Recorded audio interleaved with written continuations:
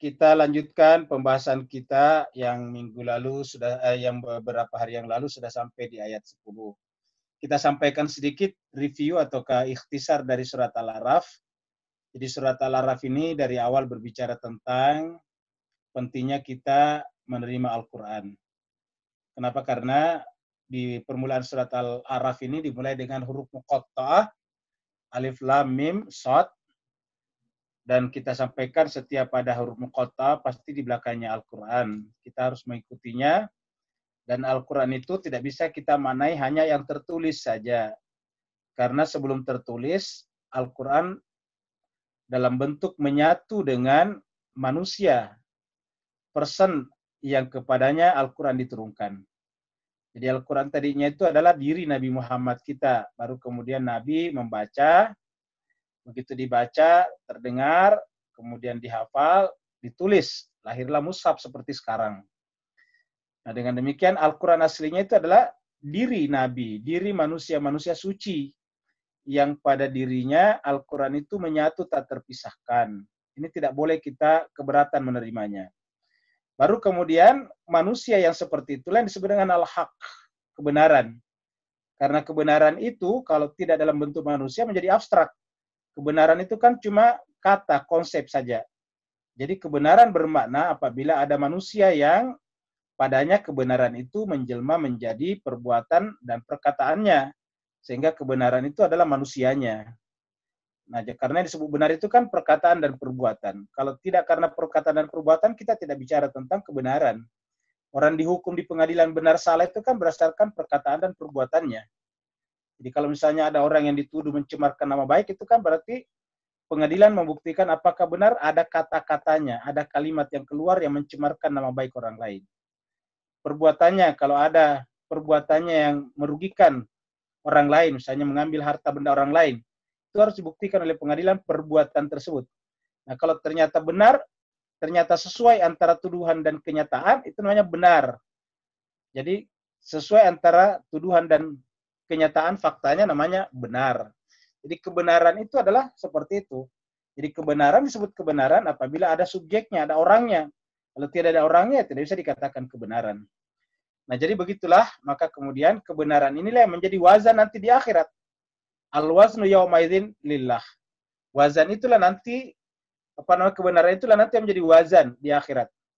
Lalu kemudian berat ringannya perbuatan kita nanti di akhirat bukan dilihat dari banyaknya perbuatan, tetapi mengikuti tidaknya al-haq tersebut. Jadi setelah berbicara tentang al-haq, baru kemudian waman khaffat mawazinhu. Jadi setelah berbicara al-waznu yawmaidzinil haq, baru waman khaffat mawazinhu. Nah, setelah itu ini konsepnya dulu, baru kemudian Tuhan berbicara. Nah, setelah selesai ini konsep namanya rancang bangun kehidupan manusia di muka bumi ini, baru kemudian Tuhan menurunkan kita di muka bumi ini. Baru di ayat 10 dikatakan walaqad makkannakum fil ardh. Setelah itu kemudian kami berikan tempat kalian di muka bumi untuk menjalankan konsep tadi. Jadi yang di atas tadi itu 1 sampai 9 namanya blueprint. Jadi ayat 1 sampai 9 itu blueprintnya, apa itu? Kalau di dalam dunia arsitektur itu namanya adalah kalkirannya. Jadi baru desainnya dalam bentuk kalkir, di kertas kalkir dulu namanya. Kalkir itu karena warnanya biru, disebut dengan blueprint. Nah, jadi di situ ada rancang bangunnya, desainnya, lengkap dengan dimensi-dimensinya, lengkap dengan aksesoris-aksesorisnya. Pokoknya lengkap dengan seni bangunannya ada di situ. Nah, setelah itu kemudian walaqad makkannakum, setelah itu kemudian kami tempat kalian di muka bumi, ya. Jadi walaqad makkannakum fil ardi, kami jadikan kamu di muka bumi, ya. Jadi ini kata-kata kami menjadikan makkannakum, ya. Makan itu dari kata makan, tempat. Kami berikan tempat kalian di mana? Di muka bumi, fil ardi. Nah, karena Tuhan yang menempatkan kita di muka bumi untuk menjalankan konsep itu, ingat, menjalankan konsep itu, agar konsep itu berjalan dengan baik, Tuhan memberikan kepada kita semua jalan-jalan kehidupan, ma'aisyah.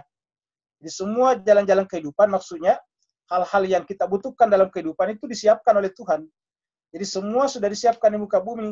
Untuk apa? Menjalankan tadi konsep itu. Ingat, menjalankan konsep itu. Maka siapa yang tidak menjalankan konsep itu berarti telah lalai, namanya gaflah, lalai dari konsepnya. Nah, makanya dikatakan setelah hidup di muka bumi, qalilan ma tashkurun, hanya sedikit yang bersyukur. Hadis sedikit yang menjalankan konsep tadi itu. Kenapa? Karena terbuai dengan keindahan keindahan dharma wisata di muka bumi ini. Kita ini kan berdharma wisata, berwisata, traveling. Ya, traveling di muka bumi ini akhirnya kemudian lupa konsepnya. Buat dia datang ke sini ya, menjalankan konsep itu. Kenapa? Karena ma'aisyah, karena kehidupan di muka bumi indah. Karena kehidupan di muka bumi indah, ma'aisyahnya, maka banyak orang terpukau dengan ma'aisyah. Bahkan kita lihat orang banyak melakukan kejahatan demi mendapatkan itu. Lihatlah misalnya penjajahan. Penjajahan itu kan sekian ratus tahun dalam rangka ma'aisyah, mendapatkan kehidupan dan menafikan nilai-nilai value kemanusiaan. Jadi oleh sebab itulah Tuhan mengatakan qalilan ma tashkurun, sedikit sekali yang bersyukur. Nah, sekarang kita masuk pada ayat baru setelah kita pahami itu, ya. Walaqad khalaqnakum. Nah, baru kemudian Tuhan menciptakan kita. Ya, jadi setelah tadi berikan bumi, laqad khalaqnakum, ingat kata-kata khalaqna itu berarti sudah tercipta dalam bentuk benda, materi. Jadi kita sudah ada tubuhnya. Khalaqa itu adalah tercipta. Jadi kita ada tubuhnya. Kenapa? Karena Tuhan itu punya dua saja, khalqun dan amrun. Itu di surat Al-A'raf ayat 54 nanti kita ketemu. Walaqad khalaqnakum, sungguh kami telah menciptakan kalian. Ya. Artinya kita diciptakan dari mana? Dari tanah. Lahirlah kita. Tsumma sawarnakum, lalu diberikan bentuk. Ya, sawarnakum. Kenapa di sini menggunakan kata sawarna? Ini jemaah sekalian, kata-kata sawar di sini sawara, suarda itu dari kata suar, gambar. Sawarna kami berikan bentuk, postur. Tapi di belakangnya Bapak Ibu lihat ada kata nun. Ya. Sawarna, kami. Kenapa? Karena melibatkan orang tua kita di sana. Sama tadi di sini juga ada khalaqna. Ya, nunnya di situ. Walaqad khalaqnakum, kami menciptakan kalian. Kata kami di situ bukan berarti Tuhan lebih dari satu. Tapi Tuhan melibatkan pihak lain. Pertama ada tanah. Berarti bumi itu bagian daripada Tuhan. Makanya alam semesta ini adalah bagian dari Tuhan. Siapa yang tidak menghormati alam, tidak menghormati Tuhan. Ya. Jadi Islam itu, alam semesta ini adalah sakral sebetulnya. Kenapa? Bagian dari Tuhan. Kita tercipta dari alam, dari materi, dari tanah.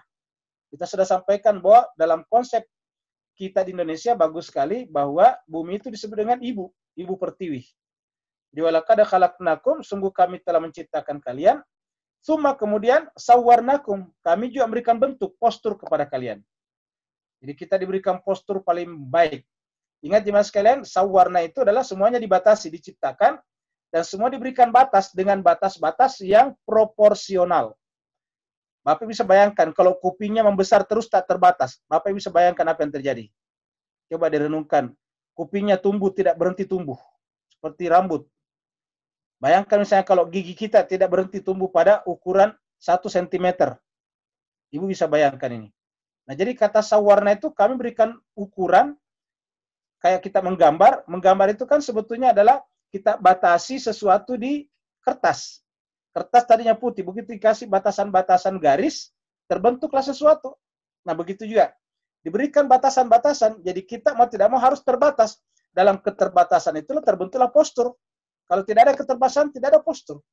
Bayangkan kalau tubuh berkembang terus, membesar, kan tidak ada posturnya. Ada yang jadi tangan, ada yang jadi kuping, semua terbatas dengan proporsinya masing-masing. Ya. Bayangkan kalau kita manusia tumbuh tinggi terus-menerus. Selama 70 tahun kita hidup tinggi terus-menerus. Itu yakin dan percaya kita pasti akan lebih tinggi dari pohon kelapa. Ya. Pohon kelapa jarang yang 70 tahun. Bayangkan kalau kita tumbuh terus-menerus, kita lebih tinggi dari pohon kelapa, dan nanti kita kesulitan. Kesulitan apa? Kesulitan masuk di mobil kita, kesulitan masuk di rumah kita sendiri. Jadi oleh sebab itulah Tuhan mengatakan, summa sawarnakum. Kami berikan rupa, postur kepada kalian. Summa kemudian, qulna lil malaikati, kami berfirman kepada para malaikat, isjudu li Adama, sujudlah kepada Adam. Jadi isjudu. Jadi kuncinya adalah isjudu li Adama. Siapa Adam yang kita bicarakan di sini? Adam yang dibicarakan di surat Al-Baqarah ayat 30 sampai 33, ingat. Bukan di 34 sampai 39. Ya, jadi Adam yang dimaksud di sini adalah manusia suci. Kenapa? Karena isjudu li Adam. Ya. Kalau di tempat lain tidak disebut Adam, tapi disebut dengan bashar. Ya. Di tempat lain dikatakan wa idh qulna lil malaikati wa idh qala rabbuka lil malaikati inni khaliqun basyaran. Itu bashar, bukan Adam. Ya. Nah, jadi sini dikatakan isjudu li Adam secara spesifik Adam. Isjudu li Adam. Ya. Sujudlah kepada Adam. Sujudlah kepada Adam. Fasajadu, maka bersujudlah semuanya. Fasajadu, bersujudlah mereka semuanya. Jadi bersujudlah mereka semuanya. Jadi Bapak lihat tahapan-tahapannya tadi di sini. Ada tahapan yang disebut dengan, ini kata summa itu menunjukkan satu tahapan. Summa satu tahapan. Ya. Jadi ada bumi, terus kemudian kita diciptakan dari tanah, entah langsung seperti Adam, ataupun kita melalui orang tua kita, lalu kemudian sawarnakum, memberikan postur yang terbatas seperti kita ini. Kemudian qulna lil malaikati, kami berfirman kepada malaikat, isjudu, bersujudlah kalian li Adama kepada Adam. Jadi setelah konsep ini selesai, setelah kita sudah tercipta di muka bumi maksudnya, tadi di atas itu baru konsepnya, sekarang sudah berkaitan dengan tubuh kita, jasmani kita sudah ada, secara sempurna seperti ini, lalu kemudian lahirlah, di dalam dirinya ada akal namanya, lalu kemudian muncullah taklif. Ya, taklif itu adalah kewajiban keagamaan. Kita menjadi mukallaf. Nah, apa mukallaf pertamanya? Suruh sujud kepada Adam. Jadi mukallaf itu adalah orang yang mendapatkan kewajiban keagamaan. Ternyata kewajiban keagamaan itu taklif pertama adalah sujud kepada Adam. Ingat, bukan sujud kepada Allah. Kenapa? Karena ini perintah Allah. Jadi sujud kepada Allah melalui sujud kepada Adam. Kenapa? Karena Allah yang suruh. Ya. Ingat, kata-kata kulna di sini adalah Allah yang berfirman. Ya. Kulna. Ya. Jadi artinya apa Mas Kenser? Baik, kata kulna di situ seluruh realitas menginginkan kita sujud kepada Adam. Kami berfirman kata Tuhan kepada malaikat, isjudu, sujudlah. Ya. Sujudlah kepada Adam. Jadi sujud kepada Adam. Kenapa tidak disebutkan isjudu li? Sujudlah kepadaku. Tapi isjudu li Adam. Karena begitu sujud kepada Adam, hakikatnya sujud kepada Allah. Kenapa? Karena perintah Allah. Dan jadi artinya sujud kepada Allah harus melalui sujud kepada Adam. Ya, tidak bisa dikatakan sujud kepada Allah kalau tidak sujud kepada Adam. Seperti pembahasan kita di surat Ali Imran, qul in kuntum tuhibbunallah fattabi'uni, kata Nabi. Kalau kalian memang mencintai Allah, maka ikuti aku. Aku, kata Nabi. Ittabi'uni yahbibukumullah, baru Allah cinta kepada kalian. Jadi Allah tidak bisa dipisahkan dengan Adam, objek yang ditempati sujud. Jadi tidak ada orang yang bisa sujud langsung kepada Allah, selalu melalui. Ya ingat. Kalau kita di sini, masa iya sujud kepada Adam? Ya. Tapi ingat, tidak pernah ada kata-kata beribadah kepada Adam. Jadi beda hal yang berbeda. Dua hal yang berbeda antara ibadah dan sujud. Ya. Kalau ibadah itu adalah menghamba hanya kepada Allah, tapi kalau sujud menunjukkan bahwa kita berwilayah kepada Allah melalui Adam. Ya. Itu namanya sujud. Jadi isjudu li Adama. Apa yang terjadi? Fasajadu, maka bersujudlah mereka semuanya. Illa, pengecualian. Illa. Fasajadu, sujudlah mereka semuanya. Fa-nya ini maka konsekuensi dari perintah tadi. Fa, maka sajadu, sujudlah mereka semuanya. Illa, kecuali siapa? Iblis. Nah, muncul di sini kata iblis. Jadi artinya apa jemaah sekalian? Allah memberikan gelar bagi siapa saja yang tidak sujud, itu disebut dengan iblis. Apa itu iblis? Iblis secara harafiah nama salah satu jin, tapi iblis juga secara bahasa bermakna menyesal. Jadi siapa yang tidak sujud kepada Adam dengan mengaku sujud langsung kepada Allah, berarti nanti dia akan seperti iblis, yaitu menyesal. Iblis itu artinya menyesal. Orang yang menyesal. Ya. Lam yakun minas sajidin. Lam, tidak. Yakun, menjadi. Minas sajidin, orang yang bersujud. Jadi iblis tidak menjadi. Ya. Jadi iblis tidak menjadi. Lam, tidak. Yakun, menjadi bagian dari as-sajidin, orang yang sujud. Jadi iblis itu lam, tidak. Yakun, dari kata yakun, tidak. Termasuk, tidak ada. Dia tidak ada. Ya. Lam tidak. Yakun ada. Ingat jemaah sekalian, kan harusnya perhatikan. Harusnya kan kita harus yakun, bukan tidak boleh dikasih lam di depannya. Tidak boleh dikasih lam di sini, lam. Ya. Kenapa? Karena Allah mengatakan kun fayakun. Jadi maka yakun. Nah, sedangkan dia tidak yakun. Jadi artinya siapa yang tidak sujud kepada Adam tidak sedang menjadi, tidak sedang mengada. Mengada sebagai apa? Mengada sebagai hamba Allah. Ya. Jadi kenapa? Karena konsepnya adalah kun fayakun. Kun fayakun. Innama amruhu iza arada syai'a yaqulu lahu kun fayakun. Kun fayakun. Jadi maka apa? Yakun. Nah, jadi harus kegiatan kita di muka bumi ini adalah yakun. Mengada itu dengan cara bersujud kepada Adam. Jadi siapa yang tidak bersujud kepada Adam, siapa yang tidak bersujud kepada orang suci, maka dia tidak sedang mengada. Ya, dia tidak sedang mengada. Apa artinya tidak sedang mengada? Meniadakan dirinya. Sedang mentiada. Namanya mengadakan lawannya mentiada. Ya, mentiada. Jadi yakun, mereka kalau iblis lam yakun. Kalau harusnya kan kita yakun. Harusnya yang benar adalah yakun minas sajidin. Tapi iblis lam yakun minas sajidin. Dia tidak termasuk orang yang sujud. Jadi jemaah sekalian, dari sini kita dapatkan juga informasi yang sangat menarik, bahwa yang disebut dengan yakun di situ adalah bersujud. Siapa yang tidak bersujud, tidak berwilayah kepada orang suci, tidak sedang yakun, tidak sedang mengada. Kemudian qala ma manaka, Allah datang kepada iblis, ya. Allah datang kepada iblis. Jadi ingat, Allah tidak langsung memvonis. Padahal ini kan perintah Allah, ya. Nih. Ini adalah perintah Allah. Ya. Qulna, kami berfirman, berarti Allah di sini. Ya. Ini Allah. Kepala dikatakan wa idz qala rabbuka lil malaikati isjudu li Adam di surat Al-Baqarah. Wa idz qala rabbuka, Tuhanmu berfirman. Ya. Sini dikatakan kulna, jadi Allah yang berfirman. Sujudlah, tetapi dia tidak sujud. Kalau menurut kita kan harusnya langsung dihukum. Tapi karena kita bicara tadi tentang mukallaf, penyebabnya adalah karena dia memiliki taklif. Taklif itu bertumpu pada akal. Akal itu adalah alat pertanggungjawaban. Maka Allah meminta pertanggungjawaban akalnya dulu. Sehingga tidak langsung dihukum. Allah bertanya kepadanya, qala. Ya. Jadi setelah iblis tidak sujud, Allah bertanya, qala. Ya. Lahirlah kata-kata ini, qala. Ya. Allah berfirman, qala. Ma, apa? Mana aka yang membuat kamu tidak ataukah menghalangi kamu? Ma, jadi di sini ma, apa? Mana aka? Keberatan kamu. Mana a itu adalah bisa kita artikan dengan keberatan, menghalangi. Mana aka? Apa yang menghalangi? Ya. Nah, terhalangnya dia sujud ini di atas disebut dengan haraj, keberatan. Ya. Namanya keberatan. Mana a itu adalah menghalangi. Ya. Apa namanya? Menghalangi itu dari kata mana a yamna'u. Wa yamna'unal ma'un. Ingat. Wa yamna'unal ma'un.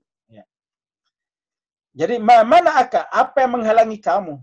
Mana aka, kamunya di sini adalah kepada yang tidak sujud.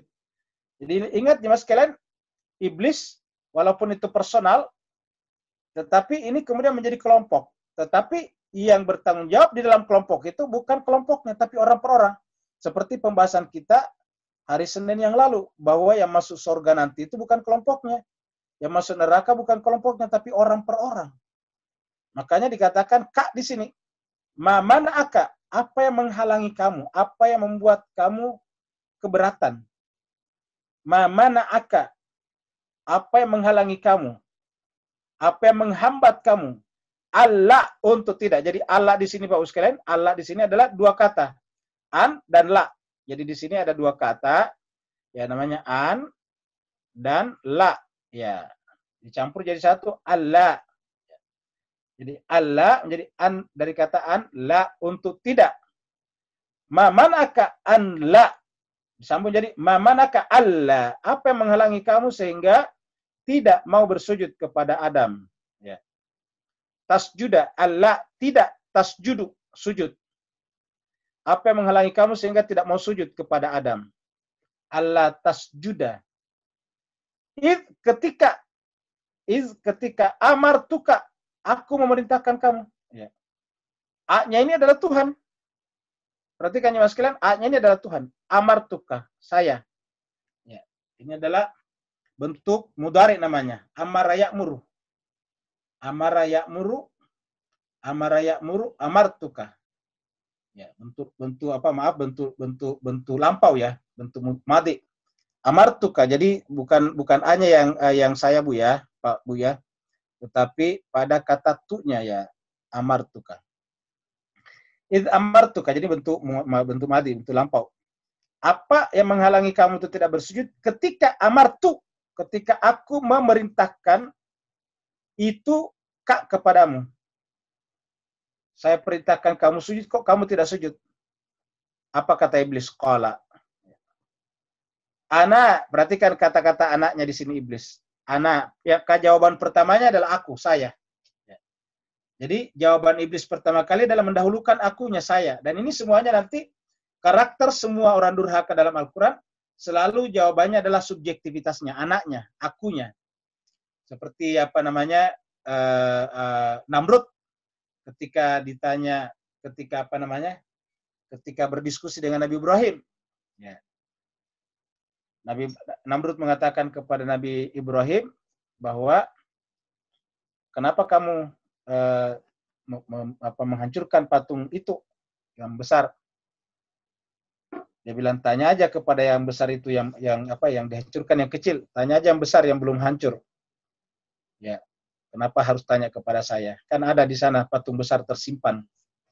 Lalu kemudian keberatan Namrud lalu bertanya, kalau begitu kamu sembah siapa kalau tidak menyembah patung? Dia katakan, saya menyembah Tuhanku yang menciptakan aku, yang menghidupkan aku. Yuhyi wa yumit. Yang menghidupkan aku dan mematikan aku. Itu yang kusembah. Jadi Tuhan yang kusembah adalah yang menghidupkan dan mematikan. Apa jawaban Namrud? Qala. Formulanya adalah ana uhyi wa umit. Aku kan yang menghidupkan. Aku menghidupkan dan mematikan. Aku yang menghidupkan dan mematikan. Ana uhyi wa umit. Coba lihat. Jadi jemaah sekalian berbahagia, akunya di situ yang sejatinya adalah milik Allah diambil alih oleh Namrud. Jadi Namrud dia merasa dirinya menghidupkan dan mematikan. Dia katakan ana uhyi wa umit. Begitu ya dengan Fir'aun ketika didatangi oleh Nabi Musa. Ya, Nabi Musa bertanya kepada Fir'aun, apakah engkau tidak punya keinginan untuk mendekatkan diri kepada Allah, kepada Tuhan? Ya. Saya siap untuk menjadi pembimbing kamu. Hallaka ila antadzakka wa ahdiyaka ila rabbika fatahsya. Apa jawaban Fir'aun? Qala, ana rabbukumul a'la. Itu jawaban Fir'aun, ana rabbukumul a'la. Akulah Tuhanmu yang paling tinggi. Ana rabbukumul a'la. Akulah Tuhanmu yang paling tinggi.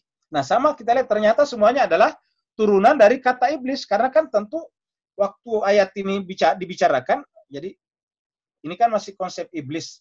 Tentu Fir'aun belum ada, Namrud belum ada. Jadi artinya apa? Orang-orang siapapun yang berkata begini adalah merupakan turunan daripada iblis. Adalah merupakan genetika keyakinan daripada iblis. Bukan genetika tubuh, tapi keyakinannya iblis. Jadi iblis mengatakan, ana khairum min, saya kan lebih baik dari dia. Ana khairum min, saya kan lebih baik dari dia. Minhu, ya, saya lebih baik dari dia. Siapa hunya? Adam. Ya. Jadi keberatan sujud kepada Adam. Karena dia apa? Dia merasa lebih baik dari dia. Dia lebih suci daripada Adam. Jadi ayat ini menjelaskan kepada kita kenapa agama-agama itu rusak. Dari awal sampai akhir. Kenapa? Karena Allah telah mempersiapkan manusia-manusia suci, orang-orang soleh yang tidak berdosa, yang disebut dengan maksum, yang kepadanya lah Allah mewakilkan dirinya. Jadi siapa yang memuliakan Allah dengan bersujud kepada Allah harus melalui orang suci itu. Tetapi kemudian datang orang-orang yang tidak mau bersujud kepada mereka dengan alasan saya kan lebih baik dari dia. Maka kita bicara kemarin bahwa selalu ada yang ingin memisahkan antara kitab suci dengan orangnya, yang sejatinya kan tidak bisa dipisahkan. Ada yang menerima kitab sucinya, tapi tidak mau menerima orangnya. Ya. Seperti kata Abu Jahal, Abu Lahab. Apa yang dikatakan Muhammad benar, tetapi kalau kita ikut kepada dia, gimana? Dia kan lebih muda dari kita, ponakan kita. Nah, jadi oleh sebab itu, tidak mau ikut. Jadi artinya diakui bahwa yang disampaikan Muhammad itu benar, tetapi tidak mau menerima kebenaran itu menyatu dengan Muhammad. Dia ingin pisahkan. Ya, dia ingin pisahkan dan mengatakan yang disampaikan benar, tapi bagaimana dengan Muhammadnya sebagai keturunan biologis daripada Abdullah? Ya, Abdullah kan adalah saudara kita, kata Abu Lahab. Saudara saya itu Abdullah. Berarti dia adalah ponakan saya. Nah, jadi oleh sebab itulah mereka tidak ingin. Dia katakan, saya kan lebih baik dari dia. Ana khairum minhu. Jadi jemaah sekalian, ini sebetulnya berbicara, jadi kalau kita ingin bicara tentang tasawuf, tentang irfan, tentang akidah, tentang apa saja, semuanya bermula dari sini. Yaitu apabila kita ada merasa lebih sedikit saja daripada orang lain, maka itu sudah berbahaya. Karena ada kata-kata khair, saya lebih baik. Kata baik di sini bisa dalam bentuk apa saja, dalam bentuk ilmu, dalam bentuk kecantikan, ketampanan, dalam bentuk status sosial, dalam bentuk kekayaan, bisa apa saja. Begitu tercetus dalam hati kita, ana khairum minhu, saya lebih baik daripada dia, ini sudah merupakan penyakit iblis. Ini adalah kita sudah kemasukan virus iblis namanya. Kalau orang semuanya lari daripada virus corona, harusnya lebih lari lagi daripada virus iblis. Kenapa? Karena kalau virus corona kena kita memang berbahaya, tetapi risiko tertingginya adalah mati. Ingat, cuma mati. Dalam tanda petik cumanya Pak Bus sekalian. Tapi kalau kita tertular penyakit iblis ataukah virus iblis, ini ujung-ujungnya adalah di akhirat neraka tempatnya. Lebih parah lagi. Jadi kalau virus corona, risiko tertingginya kematian. Ya, bukan neraka, kematian. Tapi kalau virusnya iblis, ujungnya adalah neraka. Dan apa itu neraka? Khalidina fiha, kekal di dalamnya. Nah, jadi cuma sekali nanti kita lihat di bawah ini bagaimana iblis menularkan virus-virusnya kepada manusia. Jadi intinya adalah kita sudah kenalkan dulu bagaimana yang disebut dengan virus iblis itu. Yaitu ketika dalam diri kita ada iktikad, ada pernyataan, ada pengakuan, saya kan lebih baik dari dia. Ana khairum minhu, saya lebih baik dari dia. Ya. Dia cuma sekolahnya begini, dia tidak tahu ini, dia tidak tahu. Pokoknya ana khairum minhu, saya lebih baik dari dia. Khalaqtani minnar. Ya, khalaqtani minnar. Kamu Tuhan ciptakan aku dari api. Dari api. Kamu ciptakan aku dari api. Khalaqtani. Ya-nya di sini Pak Bu sekalian ya, yang belajar bahasa Arab, ya-nya di sini adalah aku. Khalaqtani, kamu ciptakan aku. Minnar, dari api. Wa khalaqtahu, dan kamu ciptakan dia. Ya. Kau ciptakan dia. Mana dianya di situ? Di kata hu-nya. Ya. Jadi kalau ya-nya tadi yang berbicara siapa? Adalah iblis. Ya. Jadi yang berbicara ini adalah ya-nya di sini, adalah iblis di sini. Anak. Iblis. Anak itu adalah saya iblis. Anak iblis khairum min, lebih baik daripada dia. Kenapa? Khalaqtani, kau ciptakan aku iblis minnar, dari api. Wa khalaqtahu, sementara kau ciptakan dia. Hu-nya siapa? Adam. Min, dari mana? Dari tanah. Ya. Jadi ana khairum minhu, khalaqtani minnar wa khalaqtahu min tin. Nah, pertanyaannya jemaah sekalian, benar enggak pernyataan ini? Ya. Pernyataan ini benar. Ya, ini pernyataan ini Pak Bu sekalian, ini benar, ini pernyataan. Ya, pernyataan ini benar. Siapa yang mengatakan bahwa terbalik ini pernyataan? Pernyataan ini benar bahwa memang Allah menciptakan iblis, jin dari api, dan Allah menciptakan manusia yaitu Adam dari tanah. Itu kan pernyataannya benar. Jadi proposisinya benar, kalimatnya benar. Ya, kalimatnya benar. Ingat jelas sekalian. Jadi pernyataan itu benar sebetulnya. Ya, ingat, benar. Jadi kalau kita lihat pernyataan itu, siapa yang mengatakan saya? Jadi kalau misalnya saya lebih pintar daripada si A, dan memang saya misalnya sarjana, sementara dia cuma tamatan SD. Nah itu kan seorang mengatakan pasti lebih pintar sarjana daripada SD. Kenyataannya begitu. Lalu di mana kesalahannya? Nah kesalahannya tadi adalah pada pernyataan ini. Pernyataan ana khairun minhu. Ya, pada pernyataan ana khairun, saya lebih baik dari dia. Itu tidak boleh muncul Bapak Ibu jemaah sekalian. Karena itu menunjukkan bahwa kita ini, kebaikan itu kita sandarkan kepada diri kita. Khair itu kita sandarkan kepada diri kita. Harusnya kan khair ini disandarkan kepada Allah. Jangan disandarkan kepada diri kita. Ya. Jadi ana khair, saya kan lebih baik dari dia. Maka Bapak Ibu yang sangat berbahagia, perhatikanlah doa-doa yang diajarkan dalam Al-Quran melalui para nabi, itu semuanya menunjukkan merasa dirinya kotor. Padahal Nabi itu adalah manusia suci semuanya. Namanya maksum, terjaga dari dosa. Apa doanya? Nabi Yunus. Nabi Yunus itu kan nabi besar. Ketika masuk ke dalam perut ikan, dia mengatakan la ilaha illa anta subhanaka inni kuntu minaz zalimin. Artinya apa? Kita tidak benar mengesahkan Allah, mela ilaha illakan Allah, kalau pada saat yang sama kita merasa suci. Maka la ilaha illa anta benar apabila disusul dengan kata-kata inni kuntu minaz zalimin. Ingat, ini sungguhnya aku kuntu minaz zalimin. Perhatikan pernyataannya iblis. Kalau iblis, enggak, ana khairum minhu, aku lebih baik dari dia. Nah, jadi nanti pernyataan la ilaha illa anta atau la ilaha illallah benar apabila kita mengucapkan itu merasa diri sebagai kotor. Kenapa? Allah itu adalah ghani dan kita fakir. Apa namanya ghani? Dia yang sempurna, kita selalu butuh kepada dia. Kita tidak pernah berada dalam kondisi tidak sedang butuh kepada Allah Subhanahu wa taala. Oleh sebab itulah kita fakir. Dan karena kita fakir, siapapun kita, apapun sekolah dan pendapatan bulanan kita adalah fakir terhadap Allah Subhanahu wa taala, kita butuh kepada dia. Dan karenanya tidak berhak mengatakan ana khairun kepada siapapun juga. Jadi selalu kata-katanya la ilaha illa anta subhanaka inni kuntu minaz zalimin. Nabi Adam nanti di sini di belakang kita lihat setelah Adam dalam pengertian yang tergoda oleh iblis. Nanti apa doanya? Rabbana zalamna anfusana. Nanti kita ketemu di bawah. Rabbana zalamna anfusana wa illam taghfir lana wa tarhamna lanakunanna minal khasirin. Selalu begitu. Doa yang disebut dengan ibadur rahman. Itu kan ibadur rahman adalah hamba yang paling tinggi. Abad. Ibadur rahman. Apa doanya? Rabbana srif anna adzaba jahannam. Ya Allah, jauhkanlah aku ada dari azab api neraka. Coba gitu. Jadi selalu kata-kata begitu. Di tempat lain dikatakan, Nabi dan pengikutnya ketika menghadapi masalah, wa ma qaulahum, dan tiadalah perkataan mereka illa an qalu rabbana ighfir lana dzunubana wa israfana fi amrina wa tsabbit aqdamana. Itu adalah doa-doa, dan ini kita sudah bahas dulu di surat Ali Imran. Jadi Bapak Ibu yang saya berbahagia, jadi nabi-nabi dalam Al-Qur'an mengajarkan kita tidak pernah berkata lebih baik. Jadi selalulah jemaah sekalian mari mengajarkan diri kita jangan pernah merasa lebih baik. Walaupun faktanya kita memang lebih kaya daripada orang itu. Kita lebih tinggi sekolahnya daripada orang itu. Kita lebih cantik dan lebih tampan daripada orang itu. Tidak boleh, karena inilah ikhwal daripada persoalan-persoalan sosial, termasuk masalah masalah rasialisme yang terjadi sekarang di beberapa negara. Itu kan karena ada rasa saya lebih baik dari dia. Ya. Saya lebih baik dari dia. Ketika itu muncullah rasisme.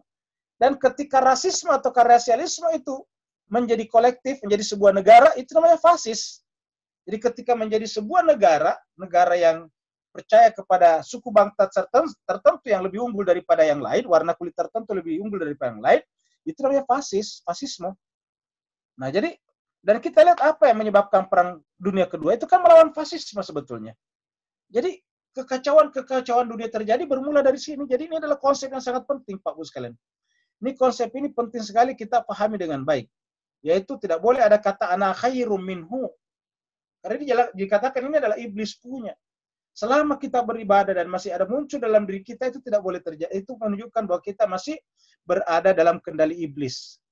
Termasuk dalam hal apa? Dalam ibadah. Kita banyak sholat malam. Tiba-tiba, saya kalah baik dari dia. Kenapa? Dia tidak pernah bangun malam. Ana khairum minhu, saya kalah baik dari dia. Kenapa? Saya lebih banyak baca buku daripada dia. Begitu seterusnya. Selalu ada kata-kata ada khairum minhu, itu tidak boleh. Itulah penyakit. Ini penyakit pertama dibicarakan setelah tadi kita diturunkan ke bumi ini. Jadi penyebab kita hancur adalah karena di situ. Lalu kemudian Allah berfirman, ya, gara-gara berkata tadi, ana khairum minhu, ingat tadi gara-gara ini? Gara-gara ini tadi, gara-gara ana khairum minhu. Lalu apa kemudian? Qala, Allah berfirman di sini, qala, ya. Apa kata Allah? Fahbit, maka turunlah. Ya. Maka turunlah. Fahbit minha. Apa ini haknya? Perhatikan sekali kata haknya di sini. Haknya adalah tempat yang indah, yaitu jannah. Bisa juga disebut kembalikan kepada malaikat. Haknya kembali kepada malaikat. Karena tadi di atas wa idh qulna lil malaikah. Jadi haknya di sini bisa kembali ke atas. Ini kata-kata haknya di sini. Ya, saya tarikan ke atas. Cari ini karena tidak bisa nyambung, kita tarik ke atas. Ya. Ini nih. Ya. Kembali ke sini al-malaika. Karena tidak disebutkan tadi sorga di sini. Tidak ada tadi sorga di sini. Disebutkan adalah malaikat. Ya. Jadi wa idh qulna lil malaika. Apa itu malaikat? Makhluk yang selalu patuh kepada Allah, makhluk yang suci. Jadi malaikat itu adalah makhluk Allah yang suci. Apa itu malaikat? Yang ada pada dirinya hanya akal, tidak ada hawa nafsu. Nah, bukankah Nabi itu seperti itu juga? Jadi Nabi itu secara ruhani adalah malaikat sebetulnya, bahkan lebih tinggi dari malaikat. Kenapa? Karena dia berada di tempat yang seharusnya tergoda, tapi tidak tergoda, yaitu di bumi. Kalau malaikat memang tidak punya tubuh seperti kita. Tidak bisa menikmati ma'aisyah tadi. Kalau kita kan bisa menikmati ma'aisyahnya bumi yang penuh dengan keindahan ini, malaikat tidak. Nah, Nabi itu adalah seperti itu, yang ada hanyalah akal saja dan hawa tidak ada, wa ma yantiqu anil hawa, tidak ada hawanya. Ketika tidak ada hawa, yang ada hanya aklun saja, maka malaikat itu adalah makhluk akali, makhluk akal, sedangkan iblis tadi adalah makhluk hawa nafsu ataukah jahal. Maka kemudian kata-kata tadi fahbit minha, keluarlah daripadanya, maka orang itu dianggap tidak rasional, keluar daripada sifat berakal, ya. Jadi kata-kata fahbit minha di sini keluar daripadanya adalah ya, keluar daripada kondisi malaikat. Malaikat di mana sebut dengan surga. Qala fahbit minha fama yakunu laka anta takabbara. Jadi ingat, yang paling dibenci adalah tidak ada tempat untuk tatakabbara. Jadi begitu ada sedikit saja sifat takabbur, takabbara itu kan merasa besar. Ingat ya sekalian, kata takabbara di sini ya, kata takabbara ya di sini. Ini itu asal katanya kabir, merasa besar. Merasa kabir itu besar. Jadi tidak boleh ada merasa besar. Itu tadi ana khairu minhu, merasa lebih besar. Besar kebaikannya. Merasa besar kebaikannya dari orang lain, maka takabur namanya. Jadi merasa diri besar, merasa diri baik, namanya takabur. Dan Allah mengatakan untuk masuk dalam wilayah akliyah, wilayah rasional, wilayah intelek murni, wilayah penalaran yang benar, itu tidak boleh ada sifat takabur. Kalau ada, berarti turun lagi. Apa artinya turun? Turun dari alam akliyah menuju kepada alam jahiliyah. Jahiliyah. Maka fahbit minha fama yakunu laka an tatakabbara fiha. Tidak ada tempat di dalamnya tatakabbara fiha. Di mana pihaknya di sini tadi? Yaitu golongan para malaikat. Fakhruj inna fakhruj, maka keluarlah. Jadi kata-kata fakhruj, maka keluarlah. Ya. Fakhruj. Jadi ini kata kerja perintah. Ukhruj, keluarlah. Ya. Jadi fakhruj, maka keluarlah daripadanya. Fakhruj, ini kata fakhruj. Ya. Keluarlah. Jadi keluarlah daripadanya. Kenapa? Karena dengan takabur, ya, fakhruj, innaka, dengan takabur tadi, kamu menjadi. Ini kata dengan takabur tadi di sini. Dengan takabur tadi di sini, kamu menjadi mina sagirin, menjadi orang yang kecil, menjadi orang yang hina. Sagirin. Sagir itu lawan daripada kabir. Sagir itu kecil, kabir itu besar. Jadi siapa yang merasa dirinya besar, justru hakikatnya adalah sagir. Tapi siapa yang merasa dirinya hina, sagir, hakikatnya dia besar di mata Allah SWT. Jadi terbalik. Jadi kalau kepada sesama kita merasa sagir, maka Allah membesarkan kita. Dan kalau kita merasa kabir, Allah mensagirkan kita. Jadi ingat, itu caranya kita di hadapan Allah. Jadi di hadapan Allah ini dalam beragama, tidak boleh ada merasa kabir. Siapa yang merasa kabir di hadapan Allah, Allah akan mensagirkannya. Sebaliknya, kalau kita beragama adalah sagir, maka kita akan dikabirkan oleh Allah SWT. Maka tujuan kita beragama, berpuasa, salat, macam-macam itu sebetulnya agar kita, jiwa kita, kesadaran kita adalah sagir, merasa diri kecil. Dan dengan merasa diri kecil, kita akan bisa bersama dengan orang lain. Warka'u ma'ar raki'in, rukulah bersama dengan orang ruku. Merendahlah bersama dengan orang merendah. Sagirlah bersama dengan orang sagir. Apabila kita menganggap diri kita besar, kita tidak akan bisa bersama dengan orang sagir. Kenapa? Orang lain kita anggap sagir, kita merasa besar. Orang lain kita anggap sebagai syar, kita adalah khair. Ya. Jadi tidak boleh ada takabur di hadapan Allah Subhanahu wa taala. Jadi ini konsep apa namanya? Jiwa manusia, kesadaran kita. Nah, siapa yang tidak sujud kepada Adam, hakikatnya adalah kabir. Ya. Siapa yang tidak sujud kepada manusia suci yang merupakan jelmaan, tajalliyat, perwakilan Allah di muka bumi, dan itu yang disebut dengan khalifah yang sesungguhnya, maka dia mengkabirkan dirinya.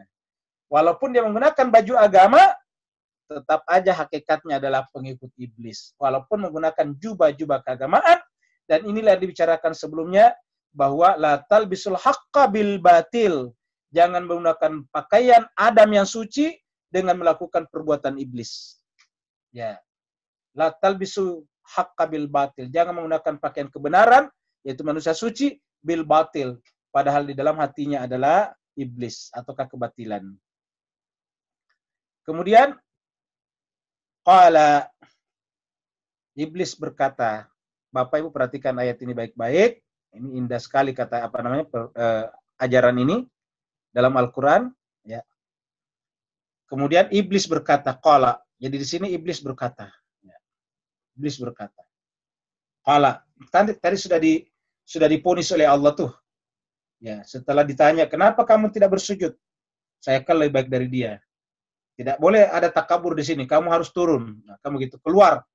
Nah, sekarang sudah divonis turun dan keluar. Turun derajat, keluar dari wilayah.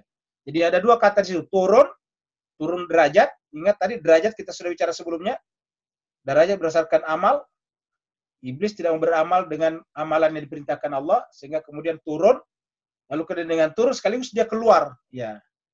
Dia keluar dari wilayah. Jadi keluar dari wilayah. Ingat, berwilayah itu artinya masuk di dalam lingkaran.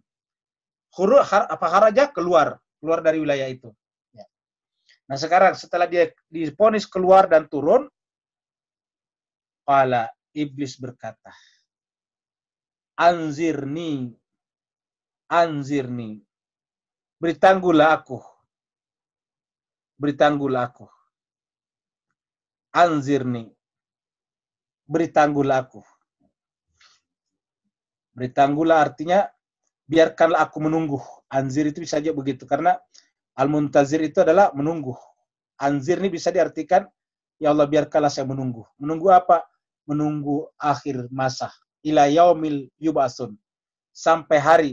Ila yaumin. Sampai hari yub'asun, kebangkitan. Sampai hari kebangkitan. Anzirni ila yaumi yub'asun. Apa jawaban Allah? Lihat di sini.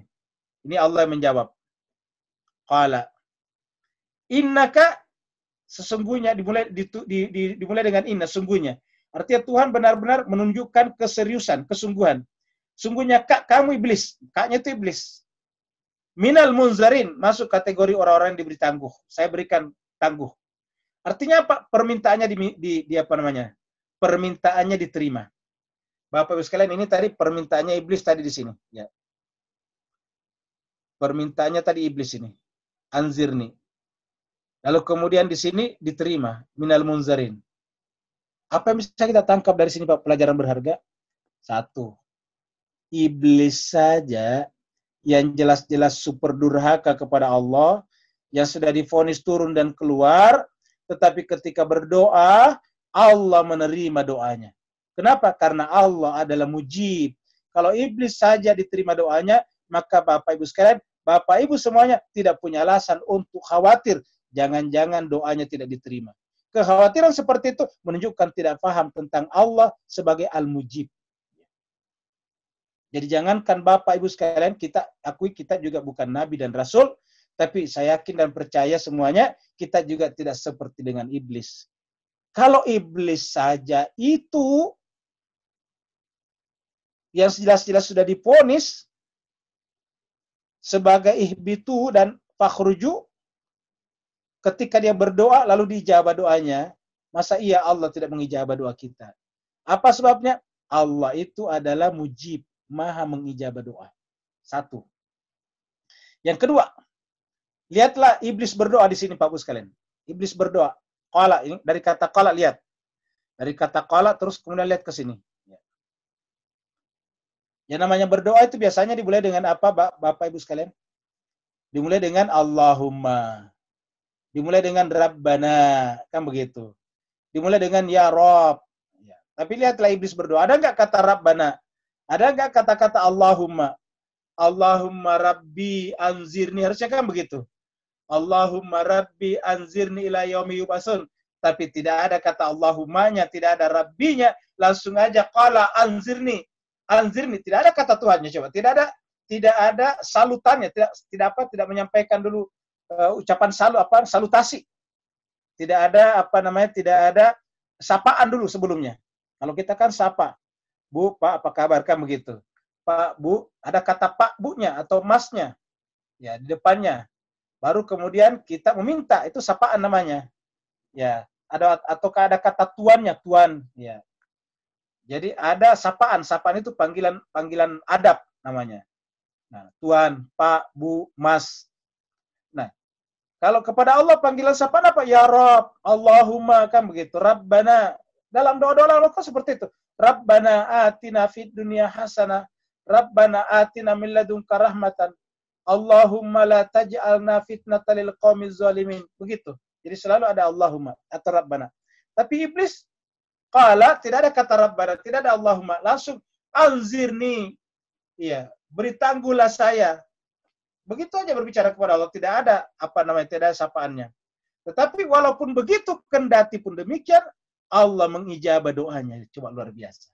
Begitu Allah luar biasanya. Jadi Allah seperti itu saja diperlakukan oleh iblis, Allah tetap mengijabah doanya. Apa sebabnya? Allah itu adalah Tawwabur Rahim. Allah itu adalah Ghafur Rahim. Allah itu adalah Rahman dan Rahim. Dan karena Allah sedemikian baiknya, maka tidak boleh kita berputus asa dari rahmat Allah SWT. Bagaimanapun kita sekarang dalam posisi yang begitu jauh dari Allah SWT.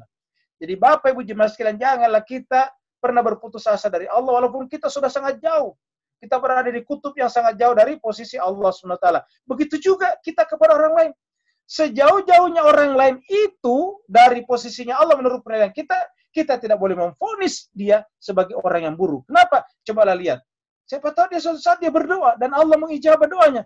Dia tiba-tiba lebih dekat kepada Allah daripada kita.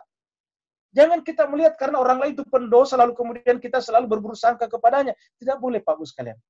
Karena lihatlah Allah mengijabah iblis. Di mana masalahnya iblis? Masalahnya adalah kandungan doanya. Yang diminta bukan diampuni dosanya. Yang diminta bukan didekatkan kepada Allah. Yang dia minta cuma umur yang panjang saja. Umur yang panjang. Jadi Bapak Ibu sekalian, kalau Bapak Ibu berdoa, boleh saja berdoa umur panjang, tetapi terutama doa yang diminta adalah diampuni dosanya. Karena doa-doa dalam Al-Quran itu selalu dosa-dosa. Selalu ada Rabbi firli, itu Rabbi ighfir itu ampunan. Jangan cuma langsung minta panjang doa kayak iblis ini. Panjang umur maksudnya. Yang diminta anzirni, tangguhkan, maksudnya panjangkan usia saya. Sampai kapan? Ila yaumi yub'atsun, sampai hari kebangkitan. Bayangkan. Tidak tanggung-tanggung, minta dipanjangkan umurnya sampai hari kebangkitan. Ya, ila yaumi yub'atsun, sampai hari kebangkitan. Dan kemudian Allah menjawab, ya. Allah menjawab, innaka minal munzarin. Kamu termasuk orang yang diberikan tangguh. Ya. Qala. Tapi lihatlah iblis. Iblis berkata qala. Jadi iblis lagi berkata ini. Jadi iblis itu luar biasa berbicara langsung dengan Allah, berdiskusi. Apa yang kurang dari iblis? Ya. Jadi kalau kita cuma melihat orang menggunakan dandanan keagamaan itu nggak seberapa. Iblis ini berbicara langsung dengan Allah. Iblis ini berdialog langsung dengan Allah. Iblis ini adalah bermuwajahah dengan Allah. Tetapi jemaah sekalian, Allah juga mengajarkan kita lewat kejadian ini bahwa kedekatan dengan Allah secara ibadah, secara dialog, tidak lantas memberikan jaminan atas kebenaran. Sedangkan di atas dikatakan bahwa yang disebut nanti di akhirat sebagai parameter adalah al-haq. Ya. Ingat, al-waznu yawma idzinil haq. Patokan pada saat itu, wazan, patokan, timbangan, parameter, barometer, ukuran, pada saat itu adalah al-haq. Bukan al-ibadah. Bahwa ibadah saja iblis melakukan juga. Jadi qala fabima agwaitani, iblis berkata, maka dengan ini bima tiga kata. Jadi Bapak Ibu sekalian, kalau belajar bahasa Arab ini kata fabima ini tiga kata. Ya, jadi kita hilangkan dulu. Jadi fa ini satu kata, ya. Ba satu kata, ma satu kata. Ya. Jadi ma ini satu kata. Ya. Fa maka, bi disebabkan, ma apa? Nah kan begitu. Kalau di sini terjemahnya di pertama, maka dengan apa? Ya. Fa, bi, ma. Ya. Fa adalah kata sambung, bi itu adalah huruf jar, ma kemudian apa-apa. Di fa, bi, ma, maka dengan apa? Maka disebabkan apa-apa. Agwaitani, kamu telah menghukumi saya. Agwa itu memvonis saya. Agwa itani, agwaita, taknya ini adalah Allah. Kamu Tuhan telah menghukumi iya, ya-nya ini adalah aku. Agwaitani, kamu Tuhan telah menghukumi aku dengan sesat, gawa, ya. Maka la'ak udanna, lihatlah iblis tadi sudah dikasih baik-baik, dijabah baik-baik permintaannya oleh Allah, tapi apa yang dikatakan iblis setelah diberikan perpanjangan umur? La'ak udanna, saya akan tungguin. La'ak udanna. La'ak udanna itu Pak sekalian secara rafiah dari kata qa'ada yaqudu. Qa'ada itu artinya duduk. Tempat duduk bahasa Arabnya maq'ad. Ya. Jadi kalau Bapak Ibu lihat ini secara rafiah artinya la'ak udanna, saya akan tongkrongin. Duduk itu kan berarti enak, kalau berdiri kan berarti tidak bisa lama kalau berdiri. Kalau duduk kan pasti lama. Jadi la'ak udanna, jadi kita artikan saya akan tongkrongin. Ya, saya akan duduk di situ. Ya. La'ak udanna, saya akan duduk menungguin. Ya, itu maksudnya la'ak udanna. Saya benar-benar akan duduk, saya akan tongkrongin dia, saya akan ngetem. Ya. Di samping dia lahum, samping mereka. Maksudnya siapa mereka? Keturunan Nabi Adam kita-kita ini. La'aqudanna lahum, saya akan tongkrongi mereka. Siratakal mustaqim, yaitu agar mereka tidak mengikuti jalanmu yang lurus. Apa itu jalan Allah yang lurus? Iya tadi. Adalah manusia suci. Siratal ladzina an'amta alaihim. Jadi iblis itu adalah bagaimana mengeluarkan kita dari wilayah. Kenapa? Karena dia sendiri adalah kharaja, fakhruj, dia keluar. Fahbit, dia telah turun. Ya turun derajat, dia keluar. Turun derajat, dia keluar. Jadi dua ini tidak bisa dipisahkan. Begitu turun derajat, dia keluar. Ya. Nah, dia keluar dari mana? Dari keluar wilayah. Dia haraj. Kita ingat di atas, dia haraj. Ya. Dia keberatan. Maka dia keluar. Dia turun derajatnya. Dari mana? Siratakal mustaqim. Jadi jalan yang lurus. Sirataka, jalanmu Tuhan yang lurus. Ya. Jalanmu yang lurus. Siapa jalan Tuhan yang lurus? Siapa? Yaitu tadi, Adam yang khalifah. Adam yang merupakan imamnya seluruh manusia. Saya akan tungguin mereka. Jadi kita lihat bahwa sebetulnya iblis ini sederhana sekali. Membuat orang keluar dari wilayah. Dan supaya apa? Pindah ke wilayahnya dia. Jadi jemaah sekalian, kita sudah menggambarkan sebelumnya bahwa wilayah itu dalam kehidupan kita cuma dua. Ya. Cuma dua saja. Wilayah cuma dua. Ya. Satu adalah wilayahnya. Satu adalah wilayahnya Allah, wilayahnya orang suci, manusia suci. Ya. Manusia suci. Kita sebut dengan wilayahnya Allah. Dan yang kedua adalah wilayahnya iblis, ya, syaitan. Jadi wilayahnya iblis dan syaitan di sini. Ya. Jadi dia berusaha untuk narik. Jadi dia di sini masuk, dia menggoda di sini. Ya. Supaya kita pindah ke sini. Ya. Jadi dia menggoda kita di sini, menggoda, kemudian agar kita pindah ke sini. Ya. Dia menggoda kita supaya pindah keluar dari sini.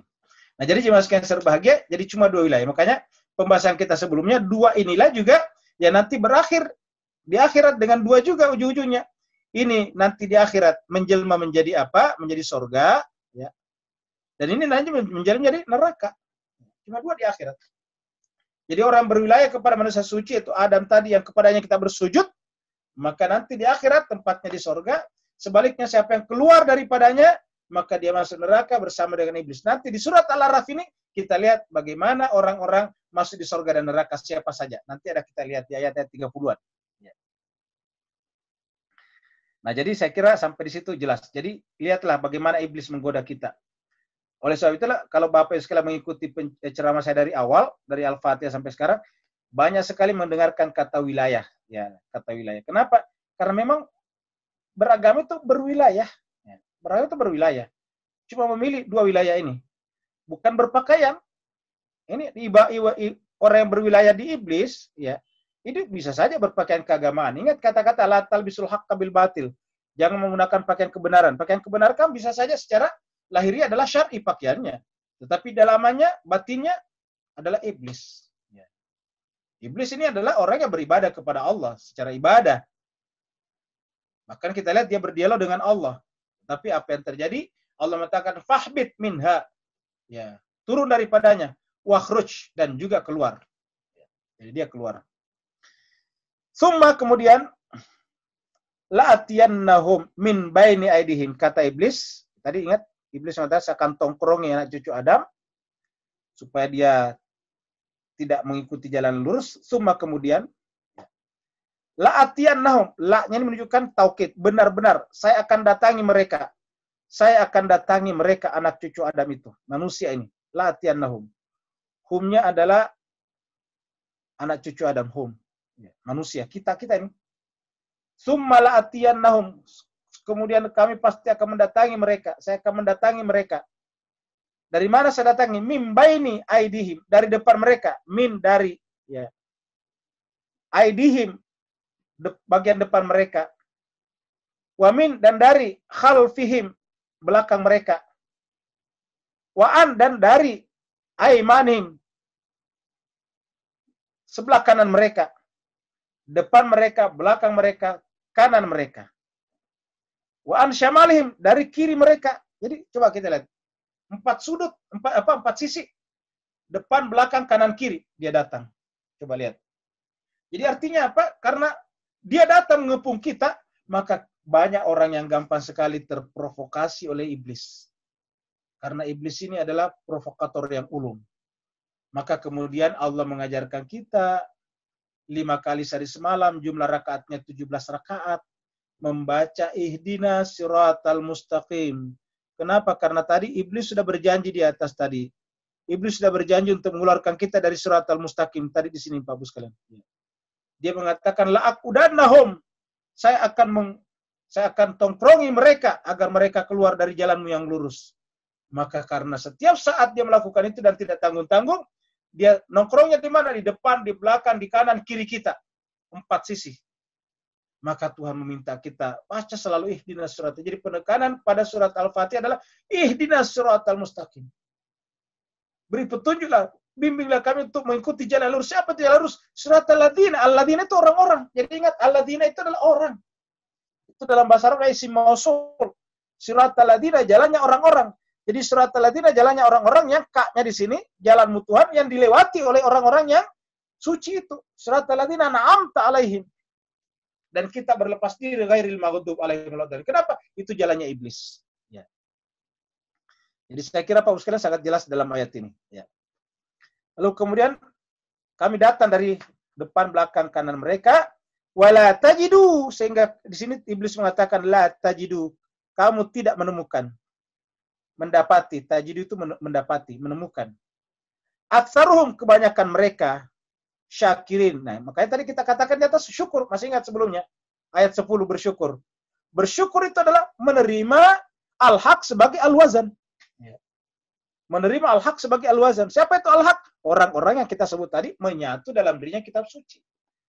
Nah, sehingga iblis menggoda kita agar keluar dari wilayah mereka.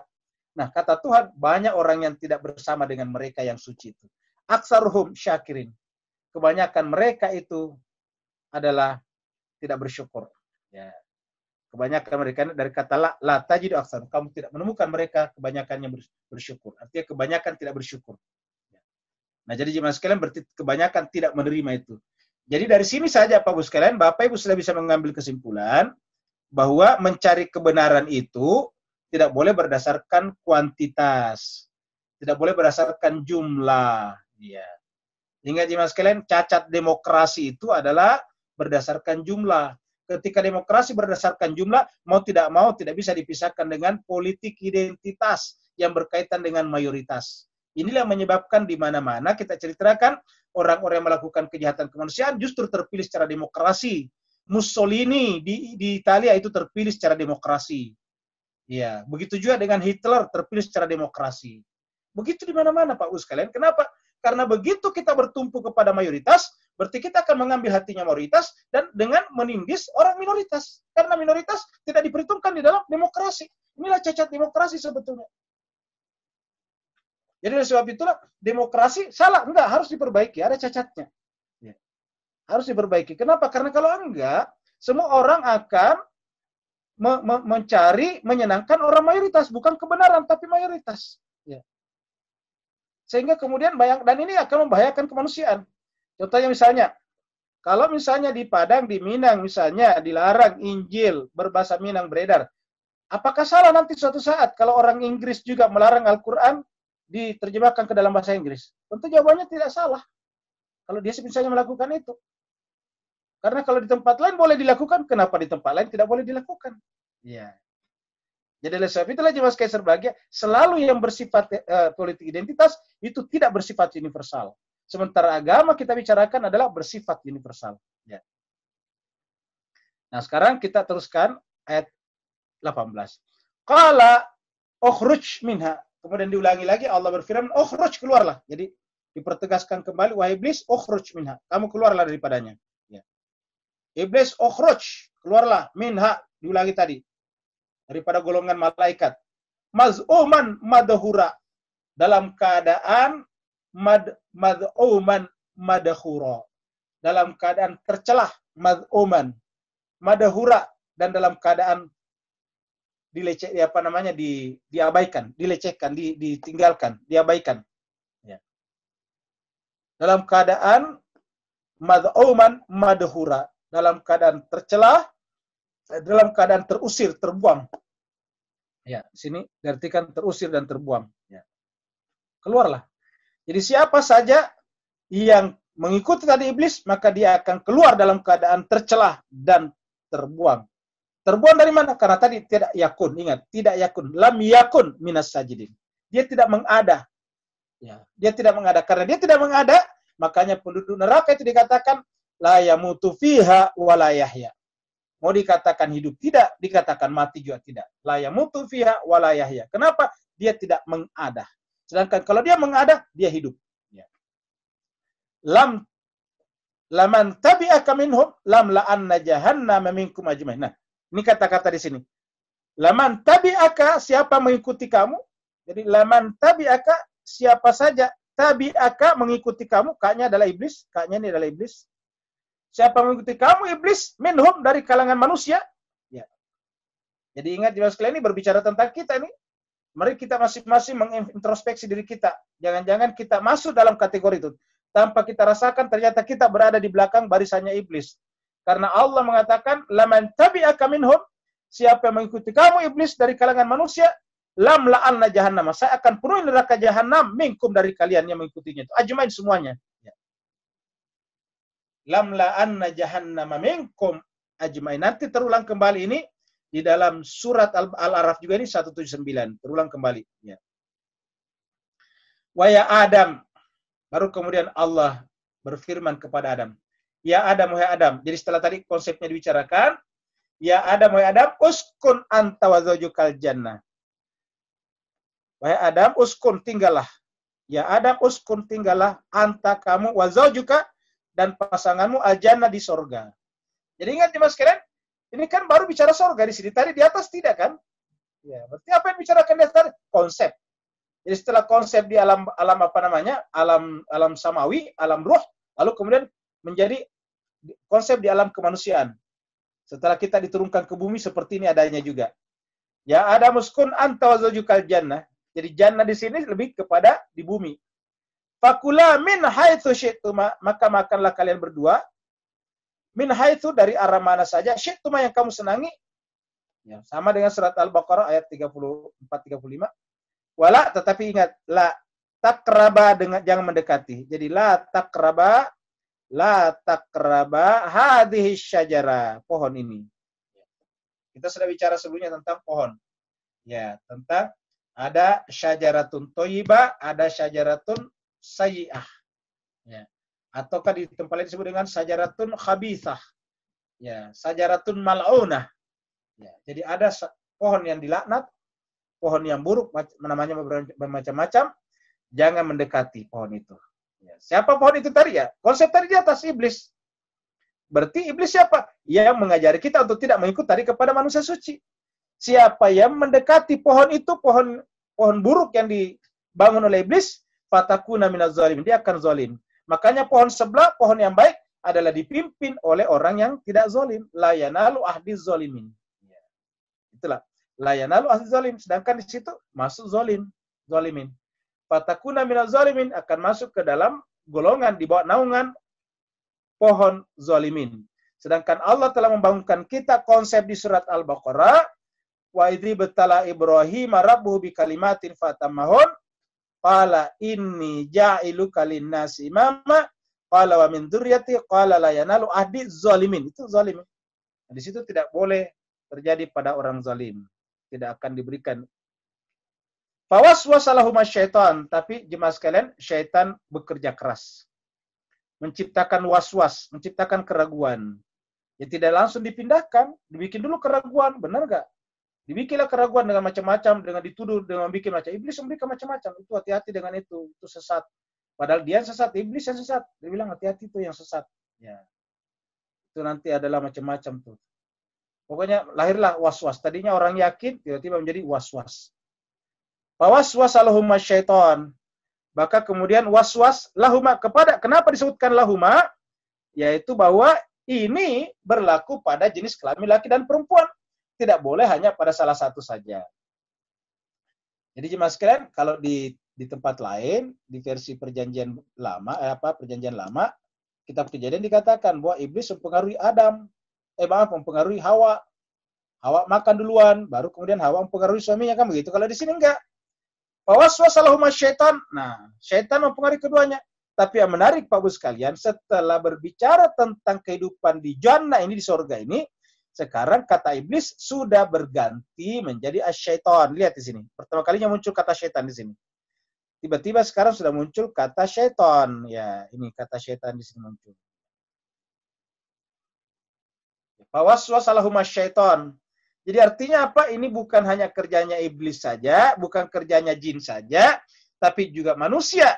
Manusia yang profesinya mempengaruhi sesamanya supaya meninggalkan wilayahnya. Manusia suci yang ditunjuk Allah tadi sebagai al-waznu yaumidinil haq, maka disebut dengan asyaiton yang kerjanya adalah mempengaruhi, membuat orang was-was. Fawaswasa lahuma syaitanu liyubdiya lahuma. Supaya apa? Liyubdiya lahuma. Untuk menampakkan, yubdi, menampakkan. Bisa juga menampakkan, memperlihatkan. Lahuma kepada keduanya, ma apa-apa, wuriya yang seharusnya ditutup. Wuriya itu yang seharusnya tidak diperlihatkan. Anhuma dari keduanya. Min sawatihima. Ya, ingat, kata sawatihima. Jadi artinya jemaah sekalian, pertama kali caranya iblis itu adalah membuat kita untuk saling mengungkapkan keburukan. Ya. Membuat kita saling bertajasus dan menggibah. Itu kerjanya iblis. Ya, dengan bahkan dibikin-bikin itu cerita tentang keburukan orang lain. Jadi kata-kata sawat ini dari kata sayiat. Ingat jemaah sekalian dari kata ini. Ya. Ini sawat ini adalah sayiat. Ya. Ceritakan keburukan. Waqala, dan kemudian dia berkata, iblis berkata, syaitan berkata kepada keduanya, yaitu laki dan perempuan, manahakuma rabbukuma an hadhihi syajarah, tahukah kamu kenapa Tuhan melarang kamu dari pohon ini? Tentu kita mengatakan tidak. Tuhan mengatakan, iblis mengatakan illa. Di sini kalau diterjemahkan secara benarnya adalah tiadalah Tuhanmu melarang kamu daripada pohon ini, hadis syajarah, kecuali bahwasanya antakuna, karena Allah Tuhanmu tidak ingin kamu menjadi malaikat. Ya, coba, kan terbalik. Harusnya dengan begitu dia jadi malaikat, tapi dia bilang kamu justru tidak akan jadi malaikat. Autakuna minal khalidin, atau kamu tidak kekal. Jadi dirubah. Harusnya dengan mengikuti manusia suci dia akan kekal di dalam kenikmatan ke surga. Dan dia katakan enggak, Tuhan tidak ingin kamu kekal. Kan jadi syaitan itu jangankan manusia, jangankan nabi, jangankan orang suci, bahkan Tuhan pun dibolak-balikkan kata-katanya. Inilah yang disebut dengan tahrif. Ya. Jadi yang namanya syaitan itu bahkan kata-kata Tuhan pun, kitab suci pun bisa dibolak-balikkan maknanya. Ingat pembahasan kita di surat Al-Imran tentang ayat-ayat muhkamat dan mutasyabihat. Fa'ammal ladzina fi qulubihim zaygun fayattabi'una ma tashabaha minhu ibtigha' al-fitnah wa ibtigha' ta'wilih. Jadi mereka menggunakan ayat-ayat mutasyabihat yang dicari-cari takwilnya. Seperti inilah iblis. Dibolak-balik sedemikian rupa. Nah, Bapak Ibu Jemaah sekalian, waktu kita sudah terlalu lama, hampir 2 jam kita berbicara, 1,5 jam kita berbicara. Waktu masih ada 10 menit. Kepada yang mau bertanya dipersilahkan. Mohon maaf kalau kelamaan. Ya, selanjutnya Ustadz. Pertanyaan yang lalu mau dijawab dulu, Ustadz. Ada 2. Ya, yang lalu yang masih ada tersisa. Yang lalu, tunggu sebentar saya lihat. Dari Bu Anita Al-Bahar bertanya, apakah dapat digolongkan sebagai yang menolak Alkitab, golongan yang tidak mencintai Ahlul Bait? Kemudian pertanyaan dari Bu Yeni, mohon penjelasannya mengenai ada 73 golongan. Hanya ada 1 golongan yang benar. Apakah di sini juga yang dimaksud orang per orang? Demikian pertanyaan hari Senin lalu, Ustaz. Ya. Nah, jadi jemaah sekalian kita jawab dulu yang pertama tadi adalah bahwa terbalik ya. Yang menolak Al-Quran, menolak Ahlul Bait, bukan terbaliknya. Menolak Al-Quran berarti menolak Ahlul Bait. Yang kedua, yaitu tentang pertanyaan orang per orang ya. Jadi saya kira pertanyaan di akhirat itu pertanyaan orang per orang. Kita sudah sampaikan bahwa bukan kelompok yang masuk surga, bukan kelompok yang masuk surga dan neraka, tetapi orang per orang, person per person. Jadi oleh sebab itulah, bahkan kita pertama yang menyampaikan di tempat ini, bahwa orang di luar Islam sana pun, di hadapan Allah tetap punya kesempatan untuk mendapatkan tempat yang baik. Kenapa? Karena bukan kesalahan mereka lahir di tengah-tengah masyarakat yang non-Islam. Ya, tentu Allah mempunyai cara penilaiannya sendiri kepada mereka, tergantung kepada orangnya apakah mereka benar-benar menggunakan akalnya untuk mencari kebenaran atau tidak. Berikutnya lagi. Pertama, pertanyaan dari Mbak Dea. Tujuan hidup seluruh manusia adalah bersujud atau menghamba. Sedangkan tugas personal dalam rumah tangga yang berdasarkan peran gender, baik laki-laki sebagai suami dan perempuan sebagai istri, ada perbedaan menurut Quran Surat An-Nisa ayat 34. Laki-laki melindungi dan menafkahi, sementara perempuan beramal saleh dan menjaga diri. Pertanyaannya adalah, ketika mengasuh anak laki-laki dan perempuan yang nantinya akan berperan menjadi suami atau istri, apakah perlu ada perbedaan juga dalam kurikulum pendidikannya? Atau tetap sama aja? Mohon pencerahannya, Ustadz, supaya kami sebagai orang tua bisa maksimal memberikan bekal kepada anak-anak. Demikian pertanyaan dari Mbak Dea. Ya, saya jawab langsung ya. Jadi kita koreksi dulu sedikit, bahwasanya bersujud dan beribadah 2 hal yang berbeda. Jadi sajadah, ya, yasjudu. Ini berbeda ya. Sajadah, yasjudu. Dengan abida ya'budu, beda, 2 hal yang berbeda. Abida ya'budu. Ya. Abida ya'budu. Ya. 2 hal yang berbeda. Jadi bukanlah beribadah itu bersujud, bukan. 2 hal yang berbeda. Kalau beribadah itu langsung kepada Allah. Ibadah itu adalah mengabdi, menghamba. Jadi pokoknya yang namanya beribadah itu hanya kita dengan Tuhan. Kita meniada, kita menghilang dalam dirinya Tuhan. Karena namanya hamba itu adalah tidak punya apa-apa. Menghamba itu namanya ingat, hamba sahaya. Jadi hamba itu adalah tidak punya apa-apa di hadapan majikannya. Itulah tujuannya kita menghamba. Sedangkan kalau bersujud, itu tadi bukan kepada Allah, tetapi kepada Adam. Ingat, fasjudu li Adam, bukan fasjudu li. Bukan bersujud kepadaku. Bukan fasjudu lillah, tetapi fasjudu li Adam. Sedangkan kalau beribadah, fa'buduni. Ya, la ta'budu syaitan, kan begitu. Beribadahlah kepadaku, jangan beribadah kepada syaitan.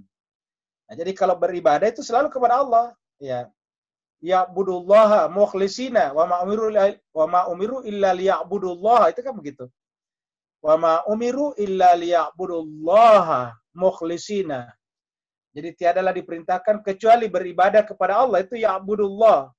Tapi kalau sujud itu selalu ada bukan kepada Allah tetapi kepada Adam tadi.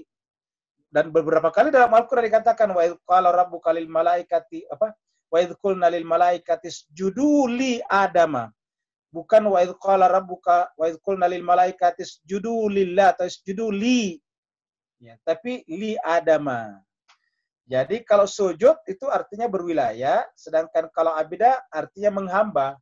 Menghamba hanya kepada Allah, tapi kalau berwilayah masuk ke dalam wilayah. Ya, masuk ke dalam wilayah pemerintahannya, wilayah pengaruhnya, wilayah asuhannya. Ya, orang-orang suci itu. Sedangkan menghamba hanya kepada Allah. Nah, ya, itu kita perbaiki sedikit. Yang kemudian seterusnya pertanyaannya adalah, lalu kemudian ada perbedaan. Nah, perbedaan ini sebetulnya bukan karena perbedaan berdasarkan keutamaan laki perempuan atas perempuan, bukan. Tapi perbedaan yang merupakan konsekuensi logis daripada perbedaan biologis. Laki dan perempuan kan itu adalah biologis. Ingat, laki perempuan itu biologis. Disebut laki-laki karena tidak punya rahim di dalam dirinya. Disebut perempuan karena punya rahim dalam dirinya. Jadi perbedaan laki dan perempuan itu adalah pada rahimnya. Perempuan disebut perempuan karena di dalam dirinya ada rahim. Laki-laki disebut laki-laki tidak punya rahim. Nah, karena Allah menciptakan manusia melalui rahim, ingat, Allah menciptakan manusia melalui rahim, ya, maka berarti wanita ini adalah boleh disebut sebagai partnernya, pasangannya Tuhan di dalam menciptakan manusia. Jadi apabila wanita bersungguh-sungguh di dalam mengasuh, melahirkan, membesarkan, mendidik anaknya, itu telah melakukan bukan lagi sekedar kerja-kerja kemanusiaan, tapi kerja ketuhanan. Kenapa? Itu kerja luar biasa. Dan ini tidak bisa dibandingkan dengan yang lain. Biasa kita sampaikan di tempat ini, banyak orang bangga kalau bisa bekerja di industri pesawat. Padahal pesawat itu tidak ada apa-apanya dibanding dengan manusia. Satu, pesawat itu bukan melahirkan manusia, manusia melahirkan pesawat. Ada pesawat canggih bagus, tapi perempuan semuanya keberatan untuk melahirkan. Akhirnya apa? Pesawat tidak punya penumpang, pesawat tidak punya pilot, pesawat tidak punya pramugari, pesawat tidak bisa jalan. Jadi sebetulnya kerja perempuan itu luar biasa. Ini sebetulnya adalah ibadah yang luar biasa. Ya. Itu sebabnya jemaah sekalian berbahagia, Allah mengatakan bahwa wanita itu justru surga di dalam telapak kakinya. Coba. Jadi wanita itu surga di mana? Di bawah telapak kakinya. Al-jannatu tahta aqdami ummahat, kata Nabi. Surga itu di bawah telapak kakinya perempuan. Justru karena perempuan sedemikian mulianya, sedemikian luar biasanya proyeknya, kerjanya, maka Allah menugaskan kepada suami laki-laki untuk melindungi dia. Kenapa? Ini adalah barang sangat berharga. Ini adalah proyek yang sangat besar. Coba lagi mas kalian. Kalau ada proyek yang luar biasa baiknya, itu pasti dijaga biasanya tentara. Namanya proyek strategis. Coba misalnya bikin industri yang sangat strategis, itu biasanya tidak tanggung-tanggung untuk penjaganya. Bukan penjaga keamanan biasa, itu biasanya jaga. Semakin penting sebuah proyek, penjaganya semakin ketat. Nah, begitulah kira-kira dengan wanita ini. Nah, jemaah sekalian berbahagia. Nah, dengan menempatkan wanita dalam posisi seperti ini, maka proyek terbesar manusia itu adalah perempuan itu adalah manusia, melahirkan manusia dan mendidiknya. Yang lain itu menjadi dokter, menjadi pilot pesawat, boleh saja. Tapi itu namanya sekunder. Nah, itu sekunder itu. Lalu laki-laki, yang primer justru itu tadi mencari nafkah. Jadi yang primer dia mencari nafkah. Kerja di mana-mana, itu kan kerja berkeringat. Nah kalau perempuan itu luar biasa sebetulnya. Diberikan sedemikian rupa, makanya di dalam surat An-Nisa yang dikutip tadi Mbak Dea, di dalam ayat 34, dikatakan bahwa itu Allah memelihara perempuan sebetulnya. Jadi Allah dengan cara seperti itu memelihara perempuan, ya. Memelihara perempuan di sana. Nah, ini saya carikan ayatnya ya. Surat An-Nisa ayat 34, ya. Surat An-Nisa 34. Surat An-Nisa. Kita mundur kembali ke belakang ayat 34. Nah, Ar-rijalu qawwamun 'ala an-nisaa bima faddalallahu ba'dahum 'ala ba'din wa bima anfaqu min amwalihim fas-salihatu qanitatun hafizatun. Perhatikan. Jadi bima ba'dahum ala ba'din fabima anfaqu min fasalihatu qanitatun hafizat lil ghaibi bima hafizallah. Bima hafizallah. Disebabkan karena Allah telah memelihara wanita. Hafizallah. Allah memelihara wanita tersebut. Jadi itu luar biasa sebenarnya. Kata hafizah itu bayangkan Allah yang menghafiz. Kalau kita kan biasanya kita menghafal Al-Qur'an, ini Allah yang menghafiz. Hafiz itu kan saudara menghafal, memelihara. Hafizallah, jadi Allah langsung mengatakan Allah yang memelihara wanita itu. Hafizallah, Allah memeliharanya. Luar biasa. Allah memelihara wanita dengan menugaskan kepada laki-laki untuk bertanggung jawab kepadanya. Nah, kemudian berkenaan dengan bagaimana dengan kurikulum. Ya saya kira memang juga perlu juga ini tapi tidak perlu semuanya. Ada kurikulum tentang kewanitaan dan kelaki-lakian di dalam pandangan agama terutama dalam Islam. Nah, supaya kita bisa lihat posisi terutama dalam Islam.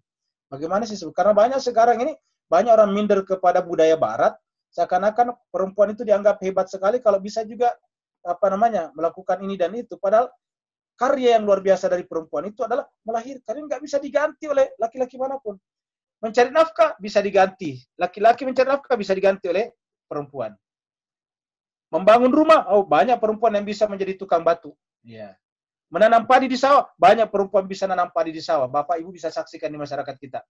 Di pedesaan-pedesaan kita banyak ibu-ibu itu pergi menabur benih di sawah, lalu kemudian menanamnya kembali, lalu kemudian nanti memanennya. Itu perempuan banyak. Ya. Di beberapa tempat bahkan kemudian perempuan juga yang mengerjakan bikin rumah tukang batu. Bisa dilakukan. Semua pekerjaan laki-laki bisa dilakukan perempuan. Tetapi tugas perempuan yang satu ini tidak bisa dilakukan oleh laki-laki manapun juga. Yaitu apa? Hamil, melahirkan, dan menyusui dan menyapi anak. Itu tidak bisa dilakukan oleh laki-laki. Dan ini adalah pekerjaan yang luar biasa yang Allah embankan kepada wanita saja. Dan karenanya Allah menganggap wanita itu sebagai partnernya di dalam menciptakan manusia, maka ketika memeliharanya menggunakan kata Allah, bima hafizallah. Ini pelakunya Allah, Bapak sekalian tahu bahasa Arab, itu adalah fa'ilnya di sini, pelakunya di sini adalah Allah. Ini. Hafizallah. Hafizah kata kerja menjaga, Allahu itu dhamma adalah pelakunya, Allah yang menjaga. Disebabkan karena Allah telah menjaga. Menjaga siapa? Laki-laki, perempuan itu tadi. Ya. Nah, kira-kira begitulah. Jadi, sekarang pertanyaan berikutnya. Di ayat 11, Ustadz. Di ayat 11, Tuhan menyuruh malaikat untuk sujud kepada Nabi Adam. Bukan iblis yang disuruh sujud. Tapi kenapa kemudian tiba-tiba muncul kata-kata kecuali iblis? Mohon pencerahannya, Ustadz. Iya. Nah, berarti kalau kita menggunakan bahasa logika, berarti iblis di sini masuk dalam rumpun yang diperintahkan untuk sujud, kan begitu? Karena kan ada kecuali, ya. Jadi kalau kita bikin himpunannya begini, ya. Himpunannya begini, ya. Di dalamnya di sini banyak komponen-komponen, ya. Di dalamnya sini banyak komponen-komponen, ya, banyak titik-titik di dalam sini, ya. Nah, semuanya ini adalah disuruh sujud. Nah, ini komponen-komponen inilah yang kemudian disebut semua dengan malaikat. Jadi malaikat di sini adalah yang dimiliki. Ingat, malaikat itu kan bahasa Arab, yang dimiliki Tuhan. Ya, makhluk yang dimiliki Tuhan pada saat itu. Ya, ini dia. Jadi kita sebut ini dengan malaikat. Ya, malaikat. Dari kata malaikat itu dimiliki. Malaikat yang dimiliki Tuhan. Nah, makanya alam malakut itu dibagi dua. Ingat, dibagi dua. Ada malakut atas, ada malakut bawah. Malakut atas ditempati oleh makhluk-makhluk Tuhan yang tidak pernah durhaka. Itulah yang kemudian disebut dengan malaikat dalam pengertian khusus. Ingat, khusus. Malaikat di sini dalam pengertian umum. Kemudian alam malakut bawah, malakutus sufla, adalah tempat yang dihuni oleh makhluk-makhluk Tuhan yang bisa durhaka, tapi bisa juga patuh. Dua kemungkinan, bisa durhaka, bisa patuh. Dan itu ditempati oleh siapa? Jin namanya. Nah, jin itu adalah penghuni alam malakut, malaikat kelas bawah, sedangkan malaikat yang tidak pernah durhaka disebut dengan kelas atas. Kenapa tidak pernah durhaka?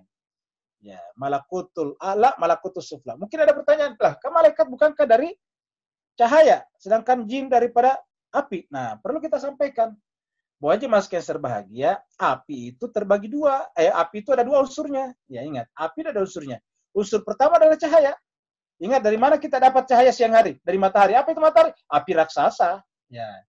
Jadi nar itu ada dua unsurnya di dalamnya. Ada cahayanya dan ada panasnya. Makanya nar dengan nur itu satu asal kata. Cahaya yang keluar dari api namanya nur.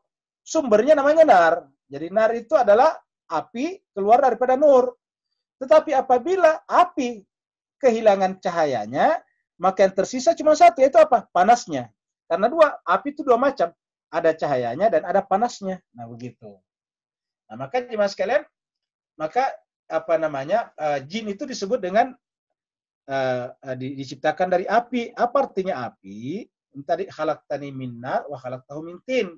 Nar artinya apa? Punya dua kemungkinan. Bisa cahaya, bisa panas. Nah, gitu. Nah, bisa benar, bisa patuh dan bisa durhaka. Ketika dia durhaka, panas. Ketika dia patuh, cahaya. Begitu. Nah, jadi oleh sebab itulah yang dimaksud dengan iblis itu adalah golongan malakut. Jadi dari yang di dalam sini ada satu yang namanya, ya ada satu di dalamnya yang disebut dengan ya iblis. Katakanlah kita sebut ini iblis. Nah, illa iblis. Jadi wa idh qulna lil malaikata. Jadi di sini nih, wa idh qulna lil malaika. Ya, isjudu li Adam, apa saja illa iblis, berarti kecuali iblis. Nah, jadi kita sebut iblis. Kenapa iblis? Nah, kita tadi katakan terbagi dua ini di atas ini, sini. Ya. Yang di atasnya itu kita sebut dengan malakutul a'la. Ya, ini disebut dengan malakutul a'la. Ya. Yang di atas malakutul a'la. Ya. Sedangkan yang di bawah malakutus sufla. Ya, S. Ini adalah malakutul a'la, yang di bawah malakutus sufla. Malakut atas, malakut bawah. Kira-kira begitu, Pak Irwan. Berikut lagi. Selanjutnya pertanyaan dari Pak Dokter, Ustadz. Pertanyaannya, apa arti sujud kepada Adam? Apakah arti sujud kepada Adam dan bukan kepada Allah bisa merupakan seperti kaum muslimin yang sholat berkiblat kepada Ka'bah agar mendapat petunjuk?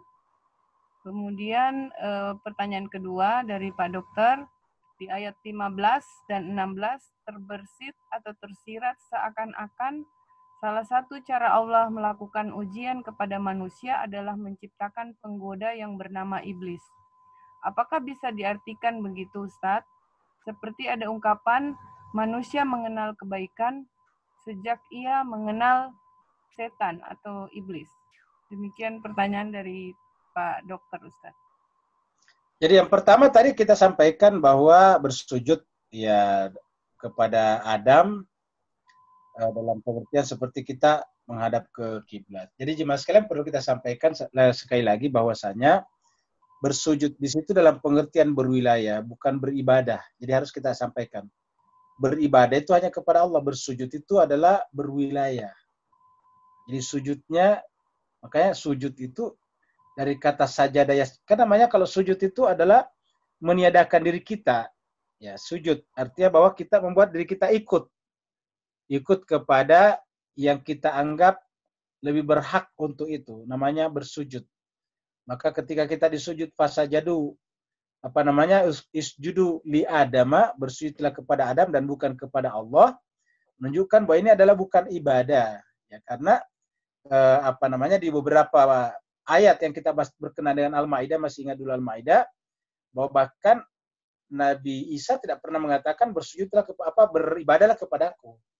Tapi budullah rabbi wa rabbakum. Sujudlah beribadahlah kepada Allah. Budullah rabbi wa rabbakum. Jadi menggunakan kata-kata budullah rabbi wa rabbakum. Beribadahlah kepada Allah, Tuhanku dan Tuhan kalian. Itu dalam diskusi Nabi Isa dengan Allah berkenaan dengan umat yang ditinggalkannya. Nah, sedangkan kalau sujud itu adalah memberikan pengakuan. Nah, bagaimana alurnya? Saya kira perumpamaan Pak Dokter tadi benar, yaitu seperti kita menghadap ke Ka'bah, Baitullah. Menghadap ke Baitullah itu kan adalah cara kita menghadap kepada Allah. Ya, jadi menghadap kepada Allah melalui menghadap ke Baitullah kalau salat doang. Ya, karena apa? Karena itu adalah perintah Allah bahwa menghadaplah ke sana. Maka ketika ditunjuk itu Ka'bah sebagai kiblat, dan Ka'bah saja dia harus dihadapin, disujudin ketika Allah berkata seperti itu, apalagi kepada manusianya. Makanya kita pernah sampaikan disebut dengan Millah Ibrahim itu adalah satu kesatuan antara Allah, Ibrahim, dan Baitullah. Ya. Jadi boleh dikatakan bahwa kantor pusatnya khalifah yang bernama atau imam bernama Ibrahim adalah Baitullah. Sedangkan Ibrahim sendiri mendapatkan jabatan imam atau nabi dan rasul itu adalah merupakan murni dari Allah. Ini ja'iluka. Jadi ini aku menjadikan kamu, wahai Ibrahim, sebagai imam linas imama. Sebagai imam bagi seluruh manusia. Lalu kemudian menjadikan Ka'bah sebagai pusatnya. Jadi kalau kita bikin persamaan matematikanya, kalau kita katakan A sama dengan B, B sama dengan C, ya, maka kan kita akan menyimpulkan A sama dengan C. Ya, kan begitu. Jadi jika A sama dengan B, B sama dengan kan A sama dengan C. Ya. Kenapa jemaah sekalian berbahagia? Kita lihat. Ini adalah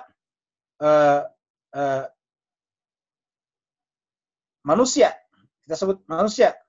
Ya, manusia adalah sujud kepada Adam. Sedangkan Adam mendapatkan mandat itu dari Allah, kan begitu. Jadi kita sebut ini A, manusia, B adalah Adam, B mendapatkan mandat daripada Allah, kita sebut dengan B sama dengan C, maka hakikatnya A sama dengan C. Jadi kalau kita sujud kepada Adam, hakikatnya sujud kepada Allah. Ya, kan begitu. Jadi hakikatnya sujud kepada Allah. Kita ke sini hakikatnya. Ya. Nah begitulah kira-kira jemaah sekalian. Jadi orang yang tidak sujud kepada Adam, hakikatnya tidak sujud kepada Allah Subhanahu wa taala. Kenapa? Karena Allah yang memerintahkan itu. Nah, begitu juga dengan semua syariat-syariat Allah memerintahkannya. Nah, syariat itu dari mana datang itu syariat? Dari dalam diri Adam, dari dalam diri Nabi dan Rasul, dari dalam diri manusia suci. Itu syariat.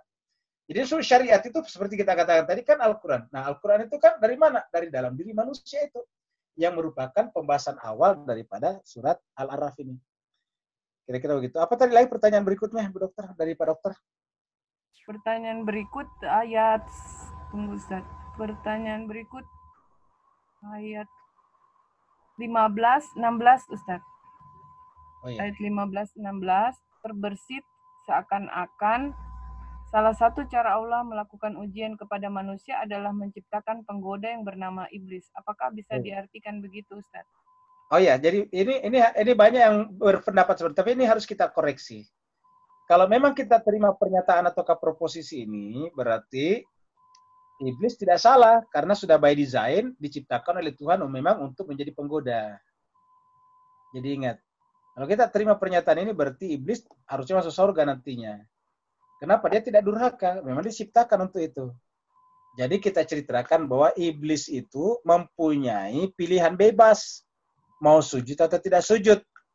Seandainya iblis itu tidak punya pilihan bebas, tentu tidak ada gunanya Tuhan menyuruh sujud.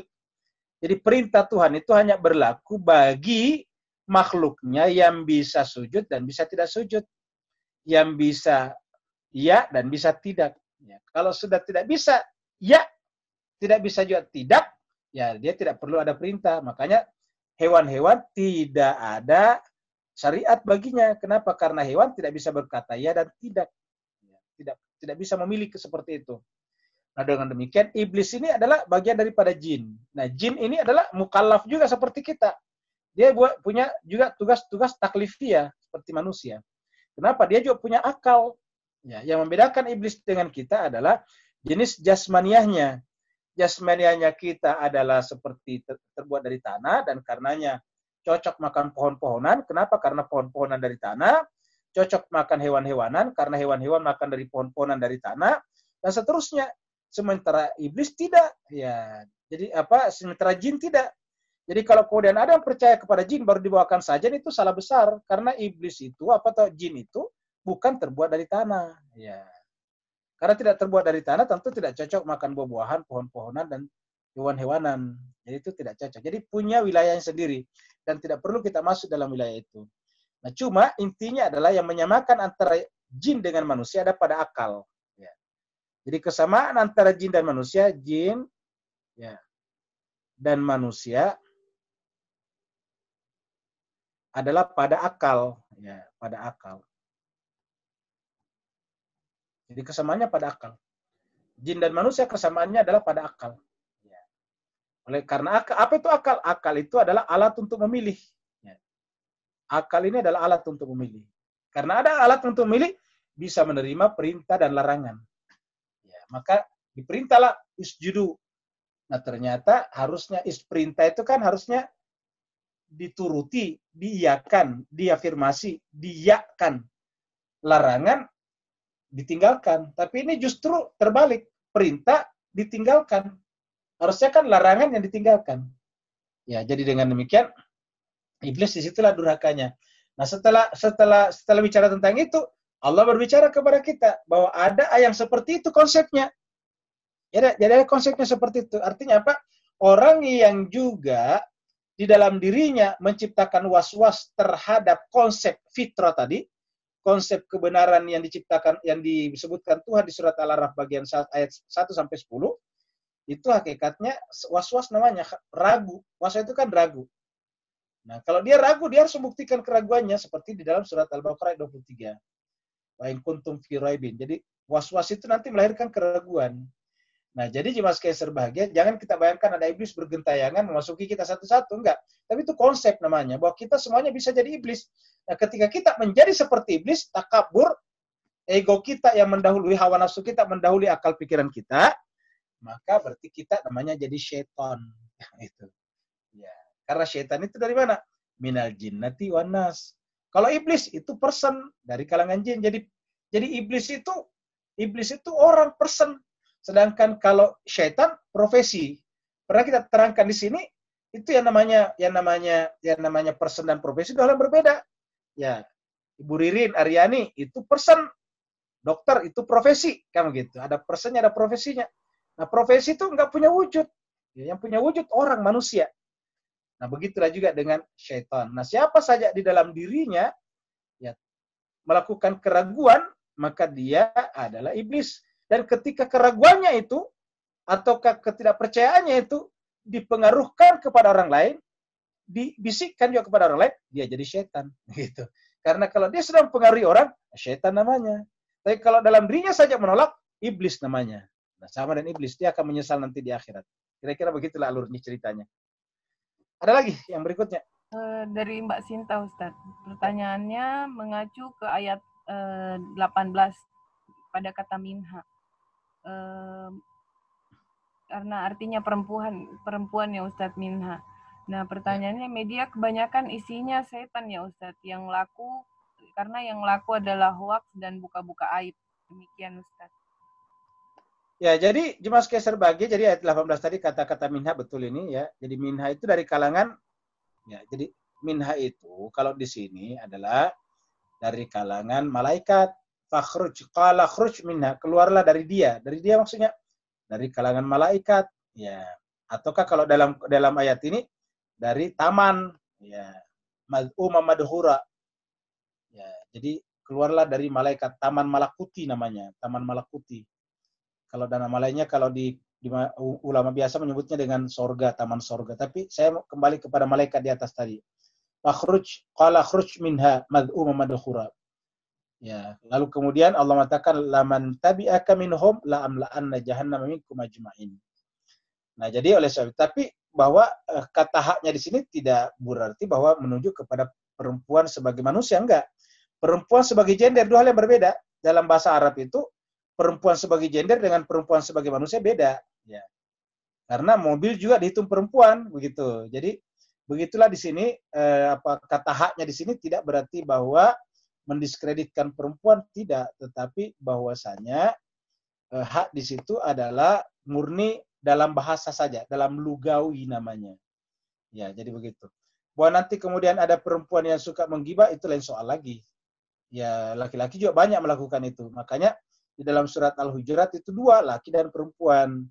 Ya, jadi nanti dibawa di sini diceritakan tentang mengungkapkan aib masing-masing. Itu di ayat berapa tadi itu? Ya ayat 10 ayat 20 ya. Berikutnya lagi. Ustadz, ini ada pernyataan dari Mbak Sinta. Maksudnya katanya surga gendernya perempuan dalam bahasa Arab, bukan person. Oh ya betul ya. Jawabannya ya. Kalau surga iya. Kenapa? Karena bukan hanya surga, taman secara keseluruhan. Karena letak marbutonya. Ya. Itu kan tulisannya begini, Jannah ini. Jannah. Ya, Jannah. ingat. Ada Ini ada tak marbutanya ini lihat. Ya. Ini ada tak marbuta di sini. Ya, gitu. Nah, jadi karena ada tak marbutonya, maka dalam kaidah bahasa Arab, kalau ada tak marbuta pada umumnya, ya pada umumnya, tidak semuanya. Pada umumnya itu adalah diperempuankan, walaupun tidak semuanya.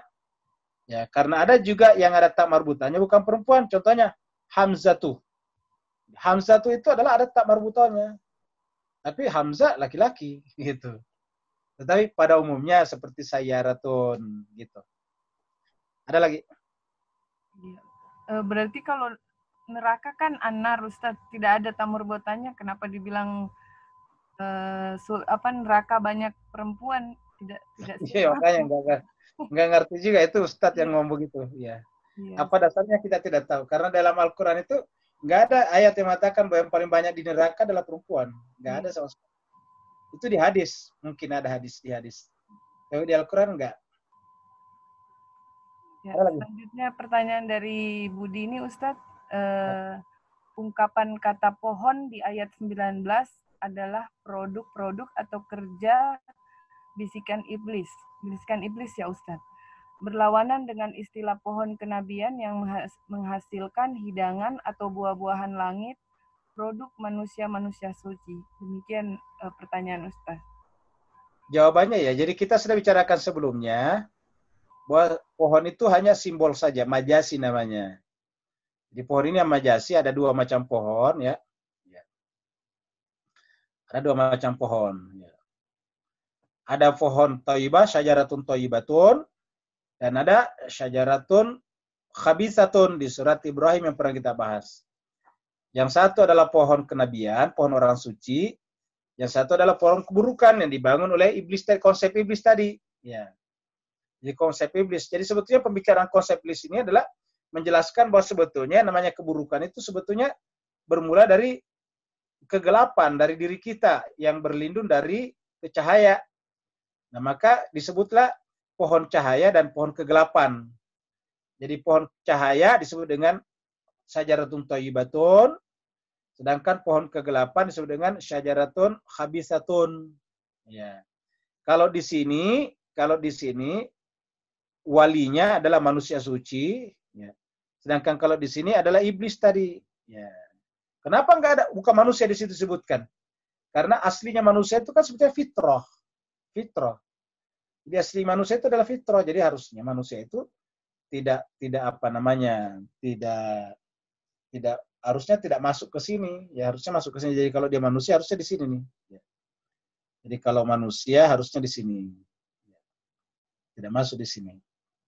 Bahkan kita lihat tadi pun ketika Tuhan berbicara tentang iblis, itu tidak berbicara tentang jin secara keseluruhan. Ya. Karena banyak juga nanti jin masuk ke sini nih. Ya. Banyak nanti jin juga masuk ke sini.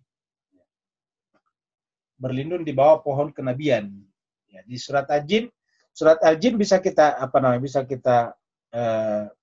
baca dengan baik. Kira-kira begitu.